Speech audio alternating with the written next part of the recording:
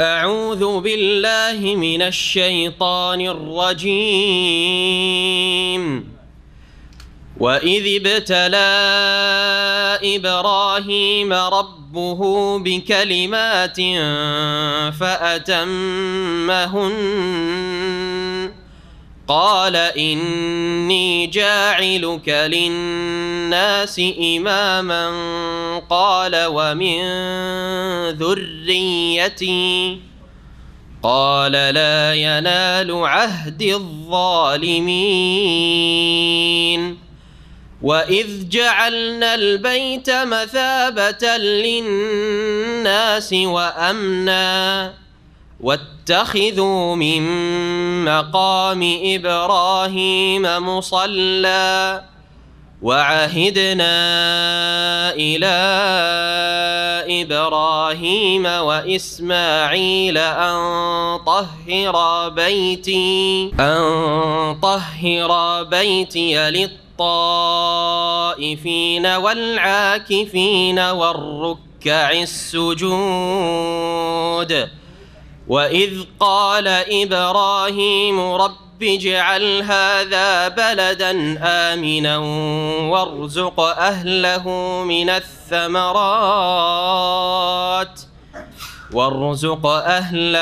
من الثمرات من آمن منهم بالله واليوم الآخر قال ومن كفر فأمتعه قليلا ثم أضطره إلى عذاب النار وبئس المصير.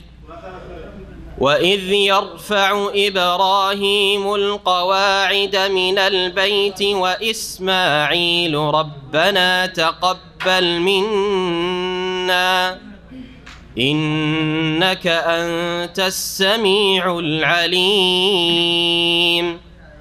ربنا واجعلنا مسلمين لك ومن ذريتنا أمة مسلمة لك وأرنا مناسكنا وتب علينا إنك أنت التواب الرحيم.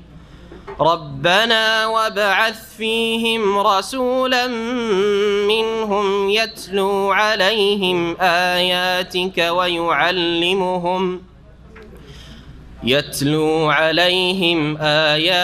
ويعلمهم الكتاب والحكمة ويزكيهم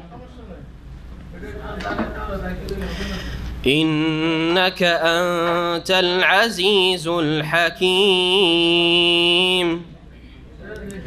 ومن يرغب عن ملة إبراهيم إلا من سفه نفسه ولقد اصطفيناه في الدنيا وإنه في الآخرة لمن الصالحين. إذ قال له ربه أسلم قال أسلمت لرب العالمين.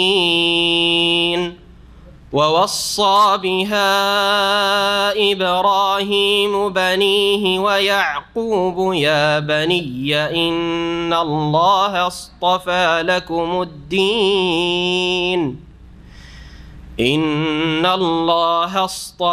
لكم الدين فلا تموتن إلا وأنتم مسلمون. أم كنتم شهداء إذ حضر يعقوب الموت إذ قال لبنيه ما تعبدون من بعدي قالوا نعبد إلهك وإله آبائك إبراهيم وإسماعيل وإسحاق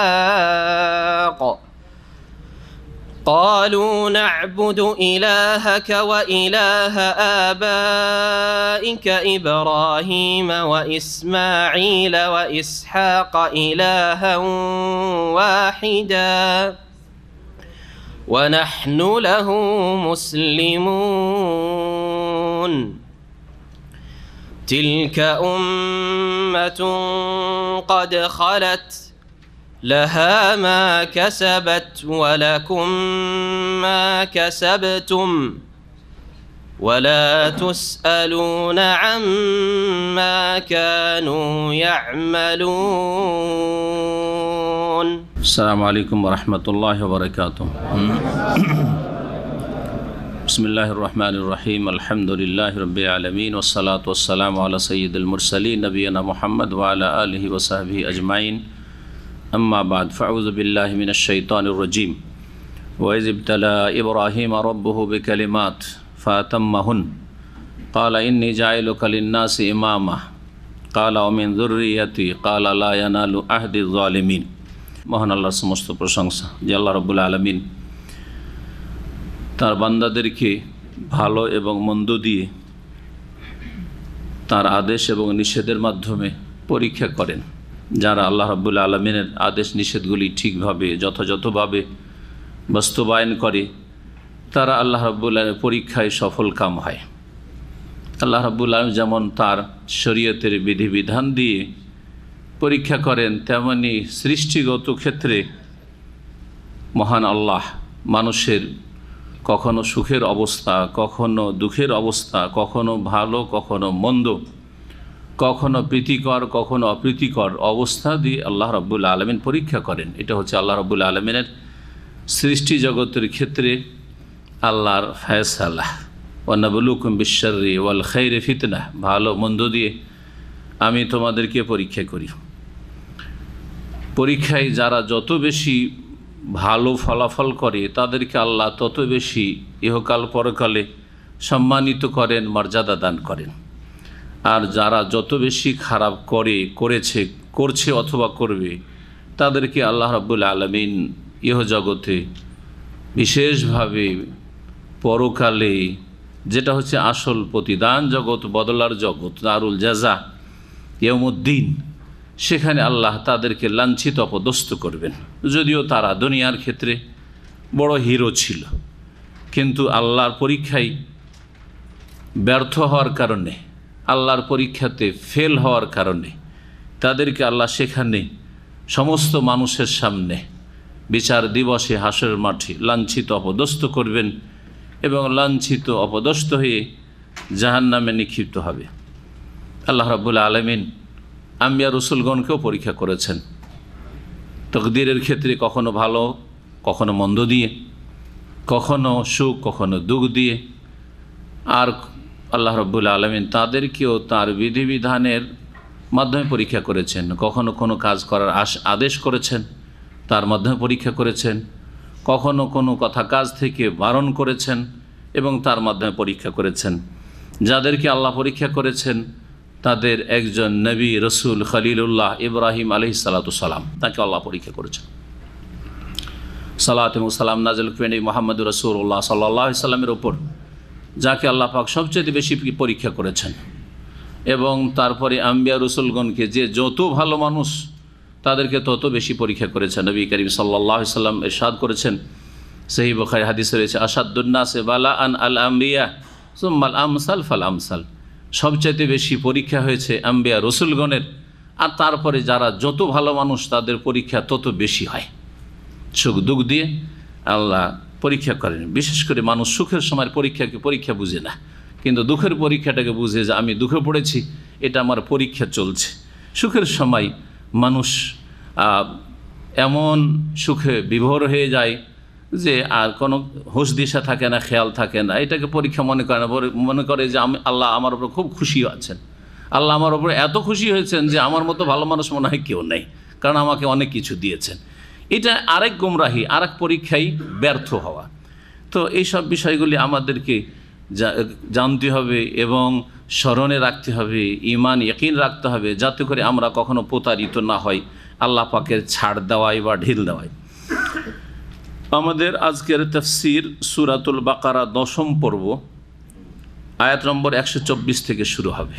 শুরু হচ্ছে ইব্রাহিম আলাইহিস সালাতু সালাম খলিলুল্লাহ, আল্লাহর অন্তরঙ্গ বন্ধু, তার ঘটনা থেকে, বিশেষ করে মক্কাতুল মুকাররমায় তিনি যা কিছু করেছেন এই বিষয়গুলি এবং তার দোয়া, এই বিষয়গুলি আজকে আমাদের সামনে আসবে। অত্যন্ত গুরুত্বপূর্ণ বিষয় এবং রাসূলুল্লাহ সাল্লাল্লাহু আলাইহি সাল্লামকে আমাদেরকেও ইব্রাহিম আলাইহিস সালামের আদর্শের, তৌহিদের, সুন্নাহর অনুসরণের নির্দেশ দেওয়া হয়েছে।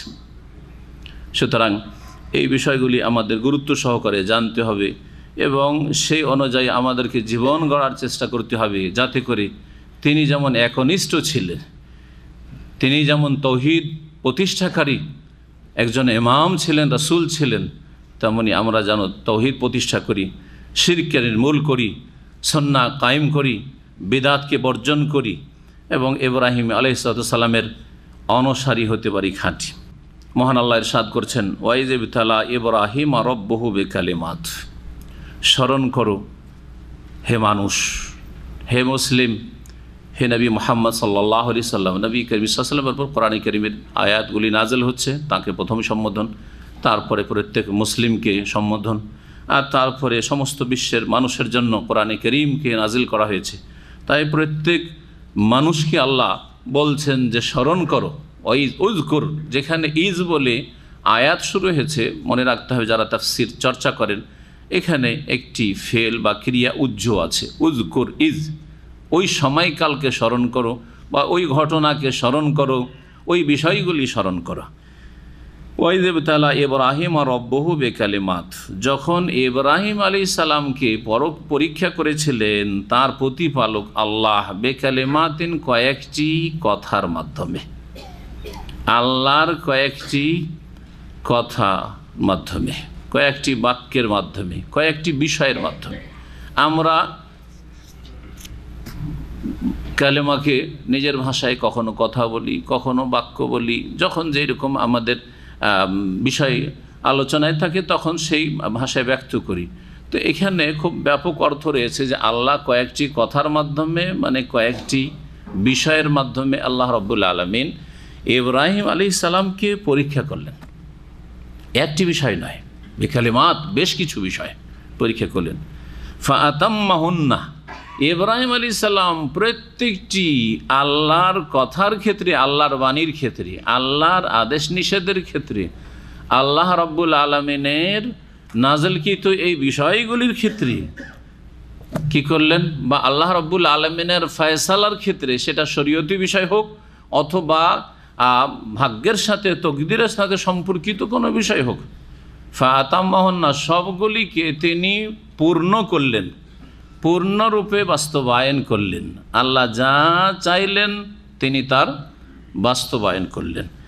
এখন এই বিষয়গুলি বা কথাগুলি কি ছিল, এই বিষয়ে এক একজন তাফসীরকার একটা, দুটো, তিনটে দিক হয়তো আলোচনা করেছে, তাতেই শুধু সীমিত নয়, বরং ইব্রাহিম আলাইহিস সালামের পুরো জীবনে যেই বিষয়গুলির মাধ্যমে আল্লাহ রাব্বুল আলামিন পরীক্ষা করেছেন, সেই সবগুলি বিষয় এ বেকালিমাতের অন্তর্ভুক্ত। আল্লাহ তাকে বেশ কিছু বিষয়ের মাধ্যমে পরীক্ষা করেছেন। তার জীবনের প্রথম পরীক্ষা হচ্ছে যে আল্লাহর আদেশ নিষেধ মেনে চলতে হবে, এটা হচ্ছে বড় পরীক্ষা। আজকাল মুসলিম জাতির অধিকাংশ লোক এই পরীক্ষায় ফেল, তাই না? আমাদেরকে আল্লাহ কি জন্য সৃষ্টি করেছেন? ইবাদতের জন্য। ইবাদত কি? আল্লাহর আদেশ নিষেধের বাস্তবায়ন করা। কয়টা লোক আল্লাহর আদেশ নিষেধের বাস্তবায়ন করছে? আল্লাহ আদেশের বেছে বেছে দু তিনটা কাজ করে হয়তো, হ্যাঁ, বাকি সব বাদ। আল্লাহ যা হারাম নাজাইজ করেছেন সেগুলি থেকে কয়েকটা হারাম থেকে নাজাইজ থেকে বাঁচে, বাকি মেলা হারামে লিপ্ত আছে। তাহলে কোথায় বাস্তবে? ফাতাম্মাহুন্না, আপনি পূর্ণ করেন না তো। চিন্তা করেন আপনি, নামাজের বিষয়ে কজন নামাজি রয়েছে? রমজান মাসে কজন মুসলিম রোজা রাখে? হ্যাঁ, কজন মুসলিম ঠিক যেই সময় হজ ফরজে হজটা আদায় করে দিচ্ছে? কজন মুসলিম ঠিকভাবে জাকাত আদায় করছে? আর যেখানে যেখানে যাকে জাকাত দিতে হবে তাকে দিচ্ছে। জাকাত দিয়ে দুনিয়ার গরজ পুরা করছে, দুনিয়ার স্বার্থ পুরা করছে। জি হ্যাঁ, স্বজন প্রীতি, বেশি গরিবরা অন্য বংশের ওকে দেবে না, নিজের বংশে যাদের এমনি কিছু দিতে হইতো ওই খরচটা নিজের হালকা করা হলো, তাদের জাকাত দিয়ে কাজ চালানো হইলো। সুতরাং তার শাশুড়ির খরচ চালাচ্ছে জাকাত দিয়ে, হ্যাঁ, তার ধরেন না ওই বোন আত্মীয় স্বজন ওদের খরচা চালাচ্ছে। ওরা তো ভাবছে যে আমাদেরকে খুব দান করছে, সৌদি আরব থেকে টাকা দিয়ে দান করছে, মানে জাকাত নয়, ও আমাদের খুব উপকার করে নিজের ক্যাশ থেকে দিয়ে। কিন্তু আপনি তো নিজের স্বার্থ, ওইদিকে সুনামটাও নিলেন যে আপনি তাদের লালন পালন করছেন বা দেখাশোনা করছেন, এইদিকে আল্লাহর হক যেটা জাকাত সেটা দিয়ে কাজ চালালেন, দুনিয়ার গরজ পুরা করলেন। অধিকাংশ লোক একটা করে যদি বলা যায় তাহলে এতেই সময় শেষ হয়ে যাবে। কয়টা লোক আল্লাহ রাব্বুল আলামিন আদেশ নিষেধের ক্ষেত্রে পূর্ণভাবে পালন করছে বা পরীক্ষায় পাশ করছে? যারা পাশ করবে ইব্রাহিম আলাইহিস সালামের তারাই অনুসারী, আর তারা জান্নাতের অধিকার রাখে, হক রাখে। জি, আল্লাহ যেন আমাদের তৌফিক দান করেন। আদেশ নিষেধের মাধ্যমে আল্লাহ পরীক্ষা করলেন, যা যখন আদেশ আল্লাহ রাব্বুল আলামিন তাকে পরীক্ষায় ফেললেন। জি, এমন পরিবারে, এমন বংশে, এমন দেশে জন্ম যেখানে একজনও কোনো মুমিন মুসলিম নেই। ইরাকে সকলে মুশরিক, পুত্তলিক, প্রতিমার পূজারী, বাপ নিজের হাতে প্রতিমা পূজা করে। এ প্রতিকূল অবস্থায় আপনাকে আমাকে যদি আল্লাহ পয়দা করে দিন, কী অবস্থাটা হইতো? হ্যাঁ, বিদাতীদের ঘরে জন্ম নিয়ে আপনি নামাজটা সহি করতে পারছেন না সৌদি আরবে 10 বছর থাকার পরেও। কেন? কারণ আপনার ব্যাকগ্রাউন্ড হচ্ছে বেদাতি, ওদেরকে ভয় করছেন আপনি। জি, মিলাদি, তাই আমি, হ্যাঁ, যার ফলে আপনি এখানে এসে দেখছেন যে এগুলো হক নয়, না হক, তারপরে দেশে গিয়ে আবার ওদের মতোই পরীক্ষা ফেল, নিজে আপনি বাস করতে পারছেন না। ইব্রাহিম আলাইহিস সালামের জন্ম যেই পরিবারে হয়েছিল, ওই রকম পরিবারে আপনার আমার যদি জন্ম হইতো, কী অবস্থাটা হইতো চিন্তা করুন। মুসলিম পরিবারে জন্ম নিয়েছেন, কিছু শিরক আছে, কিছু বিদাত আছে, এই মাজার আর পীর আর এইসব বিদাতগুলি বর্জন করে ঠিক তৌহিদ আর সুন্নাহর অনুসারী হতে পারছেন না। আপনি ইসলামটা চর্চা করে কোরআন সুন্নাহ শিখে আপনি সেই অনুযায়ী জীবনটা গড়তে পারছেন না। আপনি এতটুকু প্রতিকূলতা বরদাস্ত করতে পারছেন না, এতটুকু যে বিরোধের সম্মুখীন হবেন, সমালোচনার সম্মুখীন হবেন, এইটুকু ঝুঁকি নিতে সাহস করছেন না। কত দুর্বল আপনার নড়বয়া ঈমান। তারপরে সোচ্চার শিরকের বিরুদ্ধে। বাপ ঠিক আছে, বাপের শ্রদ্ধা, কিন্তু বাপের ধর্ম মানা যাবে না। জি, বাপকে নসিহত করলেন, বুঝাইলেন, জি খুব বুঝালেন, সূরা মারিয়াম পড়ে দেখেন আপনি, কিন্তু বাপ মানতে রাজি না। ঠিক আছে, মানবেন না, মানবো না, তোকে বাড়িতে রাখবো না, ও জনি মালিয়া ভাগ, বাড়ি থেকে চলে যা, বাড়ি থেকে বেরিয়ে গেল। তারপরে হিজরত, শুধু বাড়ি থেকে বেরিয়ে আশেপাশে গ্রামের এদিক ওদিক আছে তাও না, মাত্র দেশ ছেড়ে একবারে হিজরত, ইরাক থেকে সামদেশ ফিলিস্তিনে একা হিজরত করছেন, তার সাথে মাত্র এক স্ত্রী, আর কে, হ্যাঁ, আর ভাইপো ভাতিজা লূত আলাইহিস সালাম। এই সফর, সেই যুগের সফর চিন্তা করুন। এই মরুভূমিতে 3 জন মিলে সফর করা, যেমন তেমন কথা। জালেম শাসকের সামনে পড়ছেন, স্ত্রী হরণ করবে, কত চেষ্টা চালালো সেই মারদুদ শয়তান। আল্লাহ ব্যর্থ করলেন, আল্লাহ হেফাজত করলেন, কারণ আল্লাহর দিনের জন্য বেরিয়েছেন, আল্লাহর সন্তুষ্টির জন্য বাড়ি থেকে বেরিয়েছেন। জি, এ কথা চিন্তা করেনি আপনাদের মতো যে বাপ নারাজ হয়ে যাবে, মা অসন্তুষ্ট হয়ে যাবে, সমাজকে ছেড়ে দিতে হবে। আরে যাক, বাদ দিই, হ্যাঁ, যেটা সবাই করছে আমি ওইটাই করি, জাহান্নামে যাই আর জান্নাতে যাই, যেখানে যাবো সেখানে যাই না। আল্লাহর দিনকে প্রতিষ্ঠিত করতে হবে, তৌহিদ প্রতিষ্ঠা করতে হবে। তৌহিদ নেই দিন নেই, তৌহিদ কায়েম নেই, শিরক আছে, কোনোদিন দিন কায়েম হবে না। জি, তারপরে সারা জীবনটাই পরীক্ষার জীবন। ওখান থেকে আল্লাহর হুকুম হলো যে এক তো ছেলে মেয়ে হয় না, এক পরীক্ষা। বুড়ো হওয়ার পরে একটা ছেলে হইল, ইসমাইল আলাইহিস সালাম। ছেলে হওয়ার পরে বার্ধক্যে মানুষ দুর্বল হয়ে যায়, ছেলের উপর কত মায়া থাকে, তাই না? আল্লাহ বলছে এই ছেলে তোর কাছে রাখা যাবে না, ইব্রাহিম তো আর পরীক্ষা। জি, এই ছেলেকে স্ত্রীকেও রাখা যাবে না, স্ত্রী তার মা ইসমাইলের মা হাজার, এই দুজনকে নিয়ে গিয়ে মক্কায় রেখে আসো, রেখে ছেড়ে দিয়ে চলে আসছেন। আপনার অবস্থা হলে সেখানে মরে যাবেন আপনি। স্ত্রীকে ছেড়ে দিয়ে চলে আসতে হচ্ছে বনে জঙ্গলে, কোনো মানুষ সেখানে বাস করে না। শিশু, কয়েকদিনের বাচ্চা, কয়েক মাসের বাচ্চা, তাকে ছেড়ে দিয়ে চলে আসছেন, আর মাত্র কয়েকটি খেজুর আর 1 মশক পানি দিয়ে চলে আসছেন। আল্লাহ ভরসা, চলে আসে। এই বুখারী হাদিস পড়ে দেখেন, ইব্রাহিম আলাইহিস সালামের পেছনে ছুটছেন, হাজারও জানেন না, স্ত্রীকে বলেননি যে কী করতে নিয়ে এসছেন আর কি, ছেড়ে কেন চলে যাচ্ছেন, দৌড় দিচ্ছেন, কী ব্যাপার ইয়া ইব্রাহিম, আইনা তাতরুকুনা ফি হাযাল ওয়াদি, এই জনহীন উপত্যকায় কোথায় ছেড়ে চলে যাচ্ছ? এখানে কোনো পরিচিত লোক নেই, কোনো মানুষ নেই, এখানে কোনো মানুষ বাস করে না। কোনো উত্তর দিচ্ছে না, কারণ আল্লাহর হুকুম, আমাকে পাস করতেই হবে, আমাকে সাকসেস হইতেই হবে। জিজ্ঞেস করছেন স্ত্রী নিরাশ হয়ে, যে আর তো কথাই শুনতে পাচ্ছেন না, কোনো উত্তরই দিচ্ছেন। আল্লাহ আমার কামে হাজা, আল্লাহর হুকুম এই কাজ করে যাচ্ছেন, আপনি কেন এই কাজ করছেন? আল্লাহ আমার কামে হাজা, আল্লাহ কি এই হুকুম করেছেন? মাথা ঝুঁকে বলেন আল্লাহ মান্না, হ্যাঁ আল্লাহর হুকুমে করে যাচ্ছি, যাক ঠিক আছে। স্ত্রীও মাশা আল্লাহ, যখন আল্লাহর হুকুমে করে যাচ্ছেন, না, তাহলে আল্লাহ আমাদের সর্বনাশ করবেন না, আল্লাহ আমাদেরকে বরবাদ করে দেবেন না, এখানে আমাদের সুব্যবস্থা করবেন। স্বামী থাকার নাই থাক, আর কেউ থাকার নাই থাক, বনে হোক আর জঙ্গলে হোক, একাই থাকি না কেন, আল্লাহ হেফাজতকারী। জি, এই হচ্ছে আল্লাহর ভরসা। যেমন পরীক্ষা হচ্ছে ইব্রাহিম আলাইহিস সালামের, তেমন পরীক্ষা হচ্ছে স্ত্রীর, শিশুর। জি, আল্লাহ হুকুম করলেন এখানে ঘর তৈরি করো, ঘর তৈরি করতে লাগলেন।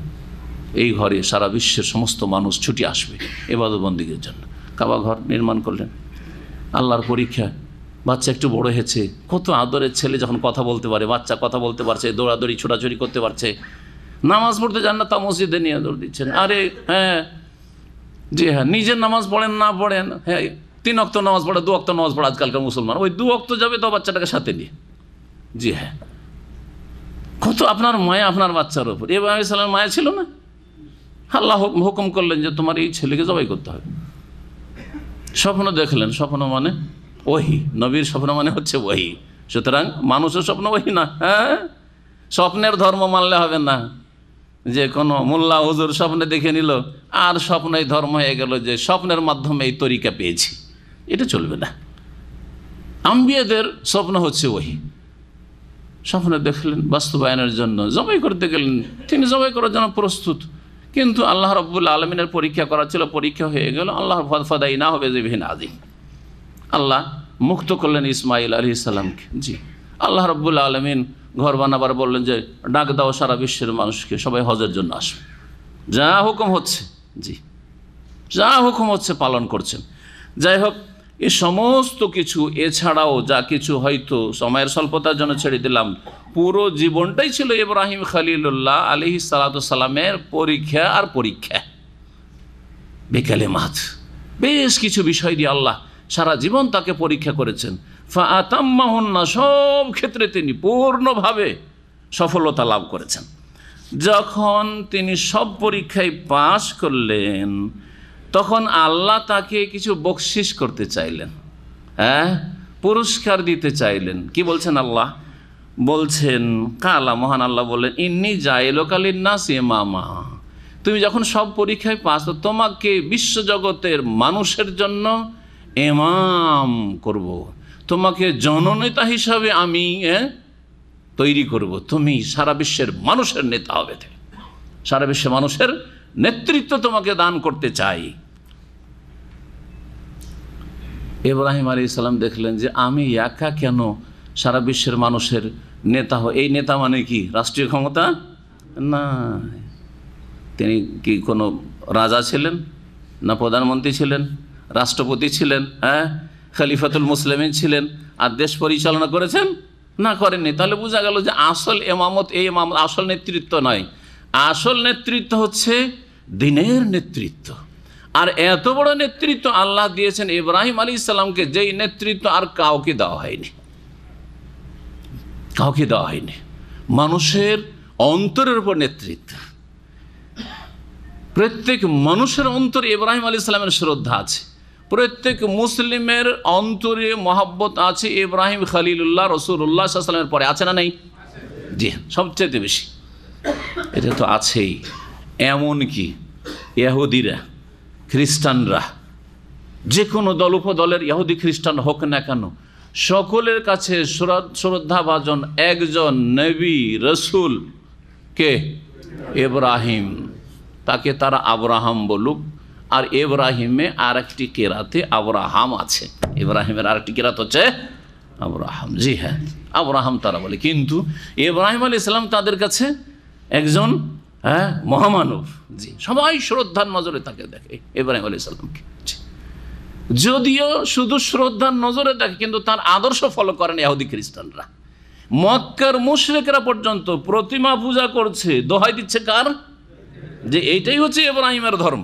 ইব্রাহিম আলাইহিস সালাম কাবা ঘর নির্মাণ করে এই প্রতিমা পূজার ধর্মই আমাদেরকে দিয়ে গেছেন। কথা বোঝা গেছে? শ্রদ্ধা ঠিক আছে ইব্রাহিম আলাইহিস সালাম, যদিও ইব্রাহিমের শুধু নাম ভেঙে খাওয়া ধর্ম ব্যবসায়ী ইব্রাহিম আলাইহিস সালামের আদর্শের সাথে কোনো সম্পর্ক নেই। এই জন্য বারবার আল্লাহ বলছেন কোরআনে কারিমে যে ওমা কানা মিনাল মুশরিকিন লাম ইয়াকুম মিনাল মুশরিকিন। ইব্রাহিম তো মুশরিক ছিলেন না, বহুত্ববাদী ছিলেন না। তোমরা তো মুশরিক পৌত্তলিক। ইব্রাহিম তো হানিফ ছিলেন, হ্যাঁ, হানিফান মুসলিমা। তিনি একনিষ্ঠ ছিলেন, খালেস আল্লাহর ইবাদত বন্দেগী করেছেন। তিনি শিরক মুক্ত, শিরকের বিরুদ্ধে এমন তিনি লড়াই করেছেন যে বাপের সাথেও বিরোধ নিয়েছেন, বাপের বাড়ি থেকে বিতাড়িত হয়েছেন, কিন্তু শিরকের সাথে কোনো সমঝোতা করেননি। বিরোধ স্বার্থের জন্য এইগুলো শিরকে মেনে নিতে হবে। এইরকম রাজনীতি আজকাল এক শ্রেণীর লোকেরা করে যাচ্ছে, যে বিরোধ স্বার্থ তাদের কাছে অন্য কিছু রয়েছে, যার ফলে মাজার টাজার এসব বলতে হবে না, এসব বলিয়েন না, কারণ এইসব নাকি এইসব ফিতনা হয়ে যাবে। হ্যাঁ, শিরকের বিরুদ্ধে বলাই যদি ফিতনা হয়, তো এই ফিতনা আম্বিয়া রসুলগণ করেছেন নাকি? সমস্ত নবী রসুলগণ এই শিরকের বিরুদ্ধে তৌহিদের দাওয়াত নিয়ে এসেছেন, বিদআত কুসংস্কারের বিরুদ্ধে সুন্নাহর দাওয়াত, আল্লাহ প্রদত্ত আদর্শের দাওয়াত নিয়ে এসেছেন। তাদের আদর্শ হচ্ছে আসল আদর্শ। সুতরাং এইসব কথাই আর এক ফিতনা, এইসব বিভ্রান্তি হচ্ছে আর এক ফিতনা, যে শিরক সম্পর্কে কিছু বলা যাবে না, বেদাত সম্পর্কে কিছু বলা যাবে না, মিলেমিশে চলেন, সবাই কাজ করেন। এখন ঐক্যের প্রয়োজন আছে। ঐক্য কিসের ভিত্তিতে? বড় দলের ভিত্তিতে? যদি শিরকারী দল বড় হয় তো ওদের সাথে মিলে যেতে হবে, এর ভিত্তিতে ঐক্য হবে না? ঐক্য হবে তৌহিদ এবং সুন্নাহর ভিত্তিতে। হ্যাঁ, কোরআনে কারীম হাতে নিতে হবে, রাসূল সাল্লাল্লাহু আলাইহি ওয়াসাল্লামের আদর্শ সিরাত হাতে নিতে হবে, তৌহিদ এবং সুন্নাহর ভিত্তিতে ঐক্য। তাতে লোক কমই হোক, কিন্তু এরাই হচ্ছে কাজের লোক। এদেরকে আল্লাহ রাব্বুল আলামিন বিজয় দান করবেন।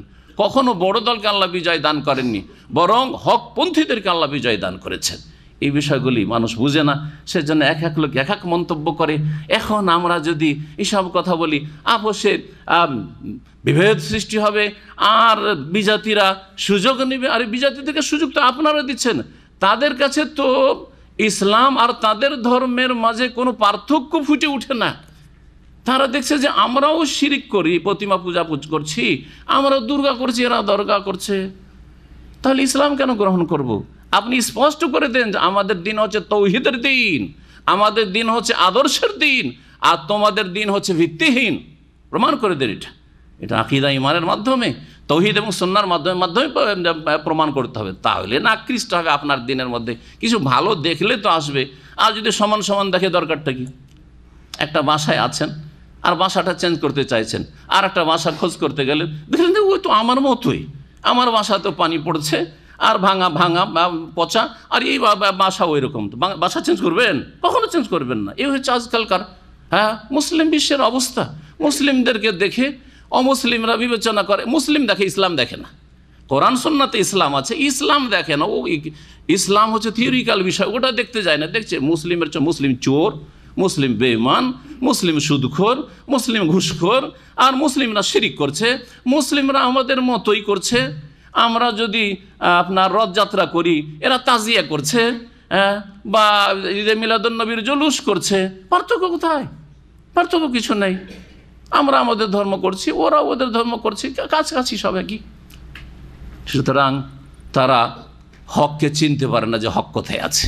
হক অস্পষ্ট করে দিয়েছি আমরা, অথচ হক ছিল স্পষ্ট। জি, ওয়াকুলিল হাক্কু মির রাব্বিক, রবের পক্ষ থেকে কোরআনে কারিমে রয়েছে, নবী করিম সাল্লাল্লাহু আলাইহি ওয়াসাল্লামের হাদিসে রয়েছে।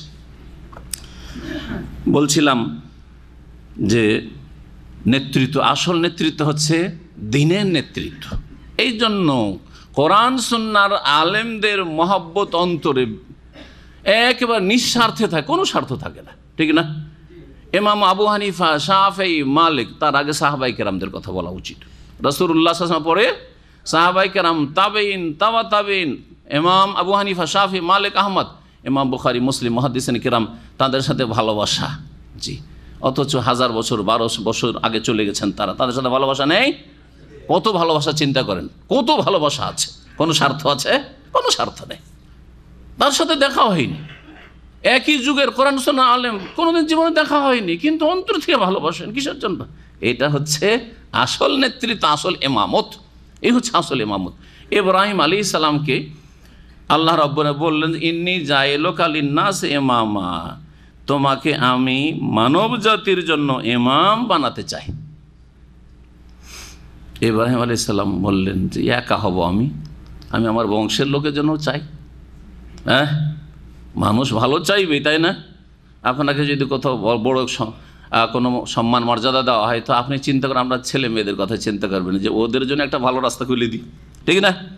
জি, আমার বংশধরের জন্য একটা ভালো একটা পজিশন করে দিই। দুনিয়ার ক্ষেত্রে আপনারা চিন্তা করছেন, ইব্রাহিম আলাইহিস সালামের চিন্তা হচ্ছে দিনের ক্ষেত্রে, দিনের ইমামত। কিন্তু হে আল্লাহ, ওয়ামিন যুররিয়াতি, কালা ইব্রাহিম আলাইহিস সালাম আল্লাহকে দরখাস্ত করলেন, ওয়ামিন যুররিয়াতি, আমার সন্তানদের মধ্য থেকে আল্লাহ ইমাম বানাও। শুধু আমাকে একা নয়, আমার বংশেও তুমি ইমাম বানাও, নবী রসুল পাঠাও, যারা পৃথিবীর মানুষের নেতৃত্ব দেবে, মানুষকে সঠিক পথ দেখাবে, সিরাতে মুস্তাকিম দেখাবে, জান্নাতের রাস্তা দেখাবে।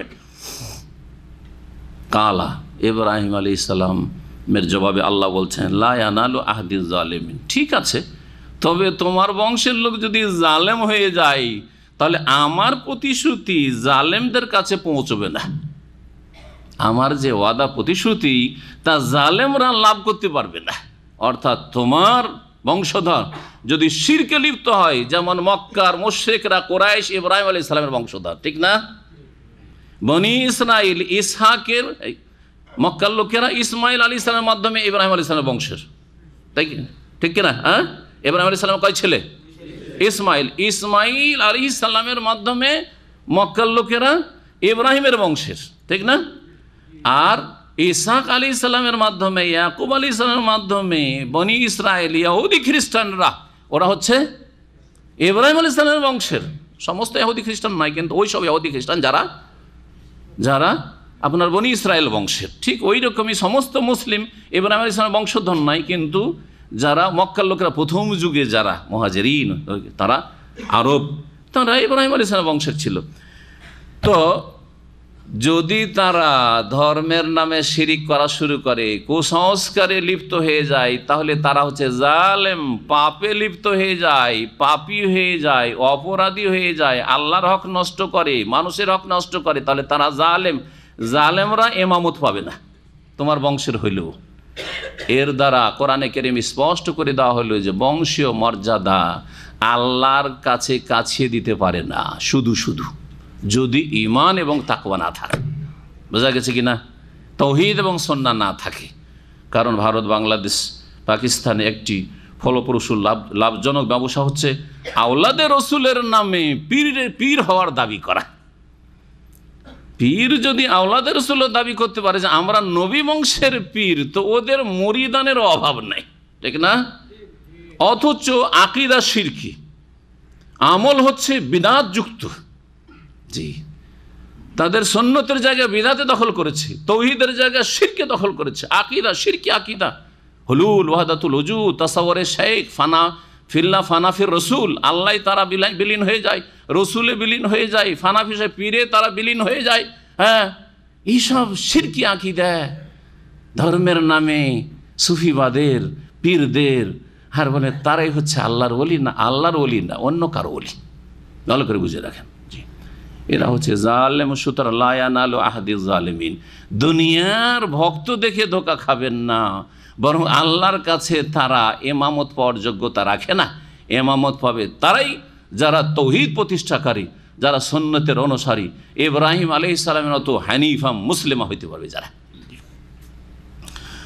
জালেমরা আমার প্রতিশ্রুতি লাভ করবে না, অর্থাৎ তোমার বংশের জালেমরা পাবে না। তবে যারা সৎকর্মশীল তাদেরকে দেব। কথা সত্যি দিয়েছেন। হ্যাঁ, আল্লাহ দরখাস্ত কবুল করেছেন। ইব্রাহিম আলাইহিস সালামের পরে ভালো করে যদি দেখেন আপনি দিনের ক্ষেত্রে, তাহলে সমস্ত নবী রসুলগণ ইব্রাহিম আলাইহিস সালামের বংশের। ইব্রাহিম আলাইহিস সালামের বংশে ইসমাইল আলাইহিস সালাম নবী হলেন, আর ইসমাইল আলাইহিস সালামের বংশে একজন রসুল যদিও, কিন্তু তিনি হচ্ছেন সবচাইতে বড় শ্রেষ্ঠ রাসূল, সাইয়্যিদুল মুরসালিন, খাতামুন নাবিয়িন, সাইয়্যিদুস সাকালাইন, মুহাম্মদুর রাসূলুল্লাহ সাল্লাল্লাহু আলাইহি ওয়াসাল্লাম। সারা বিশ্বের সমস্ত মানুষের জন্য তিনি নবী রসুল আসলেন। ইন্নী রাসূলুল্লাহি ইলাইকুম জামিয়া ওয়া মা আরসালনাকা ইল্লা রাহমাতাল লিল আলামিন। রসুল একজন, কিন্তু বহু রসুলের চাইতে বেশি তার দাওয়াত হচ্ছে ব্যাপক। ইসহাক আলী ইসলামের বংশে সমস্ত বনি ইসরায়েলের রসুল, আম্বিয়া বনি ইসরায়েল। ইসহাক ইয়াকুব আলী ইসলামের বংশে, ইয়াকুব আলী ইসলামের দ্বিতীয় নাম ছিল কি? ইসরায়েল। সুতরাং সমস্ত নবীদেরকে কি বলা? আম্বিয়ায়ে বনি ইসরায়েল বলা হয়। বনি ইসরায়েলদের মুসা, ঈসা, ইউসুফ, ইউনুস, দাউদ, সুলাইমান, আইয়ুব, এইভাবে আপনি জাকারিয়া, ইয়াহিয়া, ঈসা, যত নবী রসুল এসেছেন, ইব্রাহিম আলী ইসলামের পরে ইসহাক আলী ইসলামের বংশের সমস্ত নবী ইব্রাহিম আলী ইসলামের বংশেরই। জি হ্যাঁ, দোয়া কবুল হয়েছে না হয়নি? এরা সকলে সৎকর্মশীল ছিলেন, কেউ তারা জালেম, সকলে জুল মুক্ত ছিলেন। কিন্তু যারা জালেম হয়েছে তাদেরকে আল্লাহ জাহান্নামে পৌঁছে দিয়েছেন। জালেম হয়েছে আবুল আহাব, জালেম হয়েছে আবু জাহাল, জালেম হচ্ছে উতবা, শাইবা, রবিয়া, জালেম হয়েছে মক্কার বড় বড় নেতা কাফের মুশরিকরা, যারা বদরে 70 জন নিহত হয়েছে। আর যারা ইসলামের শত্রুতা করেছে তাদেরকে জাহান্নামে আল্লাহ পৌঁছে দিয়েছেন, তাদের অনুসারীদেরকে ওই রকমই। আল্লাহ তারপরে বলছেন, ওয়াইজ জাআলনাল বাইতা মাসাবাতাল লিন্নাস ওয়া আমনা, আর স্মরণ করো যখন কাবা ঘরকে, আল বাইতা মানে বাইতুল্লাহ, কাবা ঘর। মহান আল্লাহ বলছেন, ওয়াইজ জাআলনাল বাইতা মাসাবাতাল লিন্নাস, যখন আমি কাবা ঘরকে বানিয়ে দিলাম সমস্ত মানুষের জন্য মিলন কেন্দ্র। মাসাবাতানের একটি অর্থ হচ্ছে সম্মিলন ক্ষেত্র বা মিলন কেন্দ্র, যাই কিছু বলবেন। মাসাবা যখন এই অর্থ নেবেন তখন শব্দটি আসবে আরবি যারা বুঝেন ভাষা, সাবা ইয়াসুবো থেকে। সাবা ইয়াসুবো মানে হচ্ছে ঝাঁপ দেওয়া, সাবা ইয়াসুবো মানে ঝাঁপ দেওয়া, মাসাবাত মানে ঝাঁপ দেওয়ার স্থল। মানুষ সারা বিশ্ব থেকে এক জায়গায় ঝাঁপ দিয়ে আসে, সেটা হচ্ছে মানুষের সম্মিলন কেন্দ্র, মিলন স্থল। এই মাসাবাতানের অর্থ একটি হইল। মাসাবাতান আর একটি অর্থ হচ্ছে সওয়াব থেকে। মাসাবাতান তাহলে সাবা ইয়াসুবো থেকে নয়, বরং সওয়াব থেকে। সওয়াব মানে কি? নেকি, পুণ্য। এই জন্য কেউ কেউ অনুবাদ করেছেন, স্মরণ করো যখন বাইতুল্লাহকে আমি বানিয়েছিলাম বিশ্বের সমস্ত মানুষের জন্য পুণ্যস্থল। পুণ্যস্থল, নেকির জায়গা। এত নেকি মক্কায় রয়েছে, হারামের ভিতরে রয়েছে, যেই নেকি কোথাও পাবেন না, ঠিক কিনা? অন্য জায়গার তুলনায় নামাজ আদায় করলে 1 লক্ষ গুণ, 1 লক্ষ গুণ কম নাকি? সারা বিশ্বের কোথাও আপনার হজ হবে না, উমরা হবে না। হজ উমরার জন্য আপনাকে এই হারামে আসতে হবে। বাইতুল্লাহর তওয়াফ, সাফা মারওয়ার সাই, মিনা, আরাফা, মুজদালিফা, এর মাধ্যমে হজ হবে। জি, মাসাবাতুল লিন্নাস ও আমনান, এবং নিরাপদ স্থল করেছিলাম। বাইতুল্লাহকে কি করেছেন আল্লাহ রাব্বুল আলামিন? সমস্ত মানুষের জন্য। তাহলে বলবেন যে সম্মিলন কেন্দ্র আর নিরাপদ স্থল বা পুণ্য স্থল আর কিসের? নিরাপদ স্থান আল্লাহ করেছেন। এমন নিরাপদ যে জাহিলিয়াতের যুগে বাপের খুন করে পালিয়ে এসছে, আসার পরে হারামে ঢুকে গেছে, মক্কায় কাবার চারিদিকে ঘোরাফেরা করছে, হুদুদ হারামের ভিতরে ঢুকাঢুকি করছে, দেখছে আমার বাপকে খুন করে এসছে, ধরতে পারে না, মারতে পারে না। কারণ তারা এই হারামের শ্রদ্ধার খেয়াল রাখতো যে হারামের ভিতরে কাউকে মারা যাবে না যতক্ষণ পর্যন্ত হারামের বাইরে না যাবে। এমনকি শরীয়তের বিধানে এই বিষয়গুলিকে এইভাবে অব্যাহত রাখা হচ্ছে যে এখানে মানুষ তো নিরাপদ আছে, দুনিয়ার মধ্যে সবচাইতে বেশি নিরাপত্তা সৌদি আরবে আছে, আর তার মধ্যে বিশেষ করে হেজাজ, মক্কা, মদিনায়, তাই না? আল্লাহর পক্ষ থেকে এই নিরাপত্তার ঘোষণা রয়েছে, আল্লাহর পক্ষ থেকে নিরাপত্তার ঘোষণা রয়েছে। মানুষ শুধু নিরাপদ নয়, বরং এখানে পশু পাখি গাছপালাও নিরাপদ। জানা আছে না নেই? এত কবুতর ঝাঁকে ঝাঁকে দেখছেন, একটাও কেউ শিকার করতে পারছেন? মারা যাবেন না। হরিণ, খরগোশ দেখছেন, শিকার করতে পারবেন না? শিকার করা হারামের এলাকার ভিতরে, হারামের এলাকা শুধু এই কাবা ঘর নয়, হারামের এলাকা যে দূর দূর পর্যন্ত ছড়িয়ে আছে, জানা আছে হুদুদে হারাম, হারামের এলাকা। মক্কার ভিতর যত দূর পর্যন্ত হারামের এলাকা, একটা কোনো শিকারী পশু পাখি শিকার করতে পারবেন না। তাড়াইতে পারবেন, যেখানে তাড়াইতে তাড়াইতে মসজিদে তানিম ও মসজিদে আয়েশার দিকে নিয়ে যায় হালাল এরিয়াতে, তারপরে ধরবো, ওটাও নিঃসওয়ালায়না ফারো সেই দোহা। শিকারী পশু পাখিকে তাড়িয়ে নিয়ে গিয়ে হারামের বাইরে ধরবো, এই নিয়তে তাড়ানো যাবে না যে হারামের বাইরে একটু নিয়ে যায় তাড়িয়ে। জি, তারপরে ওয়ালা ইউদাদু শাজারুহা, হাদিস লম্বা আছে, শুধু এই দুটি কথা বলে শেষ করছি। কোনো গাছ কাটা যাবে না, কোনো গাছ কাটা, যেই ঘাসগুলি নিজে থেকে জন্মায় সেগুলি কাটা যাবে না। যদি এখানে ফসল হইতে লাগে হারামের ভিতরে, কোনো জায়গায় হারামের এলাকার ভিতরে, আর নিজে থেকে চাষাবাদ করছেন, তাহলে শুধু কাটা যাবে। এটা হচ্ছে শরীয়তের বিধান। কিন্তু যেগুলো সৃষ্টিগতভাবে এমনিতেই বিনা চাষাবাদে গাছপালা হচ্ছে, ঘাস হচ্ছে, কাটা যাবে না। নবী সাল্লাল্লাহু আলাইহি ওয়াসাল্লামের চাচা আব্বাস বলেন, ইয়া রাসূলুল্লাহ, ইজখের ঘাস দিয়ে আমাদের ছাউনি হয়, আমাদের ঘরের ছাউনি হয়। সেই যুগে খড়ের ঘরের ছাউনি হয়তো ইজখের ঘাস দিয়ে। তারপরে আমাদের ওই যখন মাইয়তকে দাফন করি, তখন আমাদের দেশে তো বাঁশ ব্যবহার করে। তারা কি করতো?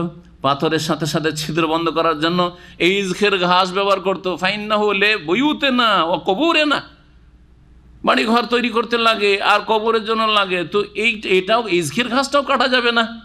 নবী সাল্লাল্লাহু আলাইহি ওয়াসাল্লাম দেখলেন যে এটা খুব জরুরি, তখন ইস্তিসনা, ব্যতিক্রম বললেন যে ইল্লাল ইজখের ঘাসটা কণ্টকযুক্ত, সেটা তোমরা কাটতে পারো, আর অন্য কোনো ঘাসপাত এখান থেকে কাটা যাবে না। কত নিরাপদ এই স্থান! আল্লাহ বলছেন আমনান।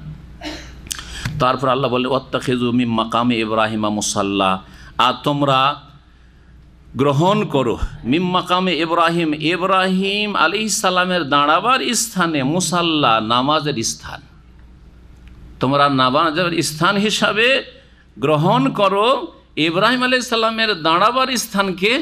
জি, ইব্রাহিম আলাইহিস সালামের দাঁড়াবার স্থান। এখন ইব্রাহিম আলাইহিস সালামের দাঁড়াবার স্থানকে কিন্তু আমরা ইব্রাহিম আলাইহিস সালামের দাঁড়াবার স্থান বলি না, আরবিতেই বলি। কি বলি? মাকামে ইব্রাহিম বলি। জি, মাকামে ইব্রাহিম সেই পাথরটা, যে পাথরটা আজকাল গ্লাস দিয়ে ঘেরা আছে, এবং যারাই তওয়াফ করেন তওয়াফের সময় নজরে আসে না কাবাগৃহ থেকে একটু দূরে সরিয়ে রাখা হয়েছে। ওমর রাদিয়াল্লাহু তাআলার খেলাফত আমলে মানুষের অসুবিধা হচ্ছিল, সবাই যেহেতু নামাজ পড়ার জন্য ভিড়ভাড় করবে, কাবার সাথে লেগেছিল। কাবার সাথে লেগে না থাকলে কি করে তিনি দেয়াল উঠাচ্ছিলেন? অত দূর থেকে কি আর দেয়াল উঠানো যায়? আসলে এই পাথরটা যখন ইব্রাহিম আলাইহিস সালাম কাবা ঘর নির্মাণ করা শুরু করে আল্লাহর হুকুমে, যখন দেয়াল উঁচা হইল, আর তো হাত যাচ্ছে না, তাহলে পাথর উপরে দাঁড়াইতে হবে। তখন এই পাথরটা রেখে পাথরে পা দিয়ে কাবা ঘরের রাজমিস্ত্রির কাজ করছিলেন ইব্রাহিম আলাইহিস সালাম, আর ছেলে ইট পাথরগুলি উঠিয়ে দিচ্ছিলেন ইসমাইল আলাইহিস সালাম। বাপ বেটাতে এইভাবে কাবা ঘর তৈরি করেছে দুইজন মিস্ত্রি। জি, দুইজনেই আল্লাহর নবী, আল্লাহ রসুল। জি জি, এই ঘরের মর্যাদা দেখেন। তারপরে এই পাথরটি ওখানে থেকে যায়। মুফাসসিরিনগণ বলেছেন যে ওতে যে দাগটা আছে সেটা হচ্ছে মুজিজা, অলৌকিকত্ব, ইব্রাহিম আলাইহিস সালামের পায়ের দাগ, আল্লাহু আ'লাম। আর ওইরকম দাগ হয়ে আছে, এখনও যদি ভালো করে লক্ষ্য করে দেখেন দাগ হয়ে আছে। যেইভাবেই দাগ হোক, কিন্তু দাগ হয়ে আছে। আর তাফসীরকার কথা এটা আমি নকল করলাম, যেভাবে তাফসীরে রয়েছে। তো সেই পাথরটিকে দূরে সরিয়ে দেওয়া হয়েছে মানুষের সুবিধার্থে, যাতে করে ভিড়ভাড় ওখানে মানুষরা নামাজ পড়ার জন্য না করে। তওয়াফ শেষ করে 7 চক্কর যখন শেষ হবে, তখন 2 রাকাত তওয়াফের সালাত, ফরজ তওয়াফ হোক আর সুন্নাত তওয়াফ হোক আর ওয়াজিব তওয়াফ হোক আর নফল তওয়াফ হোক, যে কোনো তওয়াফের ক্ষেত্রে তওয়াফ শেষ হলে তার সমাপ্তি করতে হবে কি দিয়ে? 2 রাকাত নামাজ দিয়ে। এই 2 রাকাত নামাজ মাকামে ইব্রাহিমের পেছন দিকে, মাকামে ইব্রাহিম কাবা সামনে, তার সাথে সাথে মাকামে ইব্রাহিমও সামনে রেখে এই আদায় করা হচ্ছে সুন্নাত, ফরজ অজেব নয় যে মানুষের মাঝে ধাক্কাধাক্কি করে খুশু হচ্ছে না, কিচ্ছু হচ্ছে না, মানুষ মাথার উপরে পা দিয়ে দিচ্ছে, তারপর ওখানে ভিড়ভাড় করে নামাজ পড়বেন, এটা আবার অজ্ঞতা।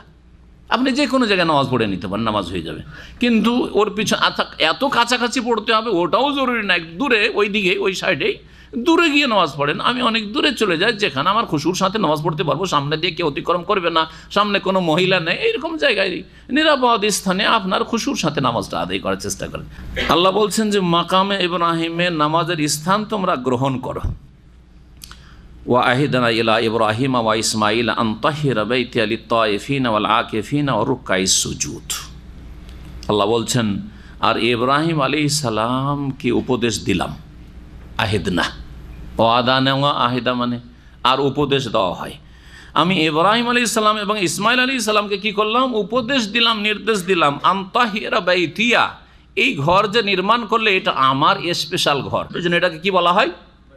বাইতুল্লাহ বলা হয়। মসজিদগুলো আল্লাহর ঘর, বাইতুল্লাহ এটাও খাস ঘর, কিন্তু আখাসুল খাস, খাসের চাইতে খাস, বিশেষের বিশেষ ঘর হচ্ছে বাইতুল্লাহ, কাবা ঘর। আমাদের বাড়ি ঘরগুলি সারা জমিনটা আল্লাহ, ইন্নাল আরদা লিল্লাহি, নেই তো সব বাড়ি তো আল্লাহর, কিন্তু ওগুলো হল সাধারণ আল্লাহর ঘর। জি, তো এই জন্য বাইতুল্লাহকে, বিশেষভাবে কাবা ঘরকে বাইতুল্লাহ বলা হয়েছে।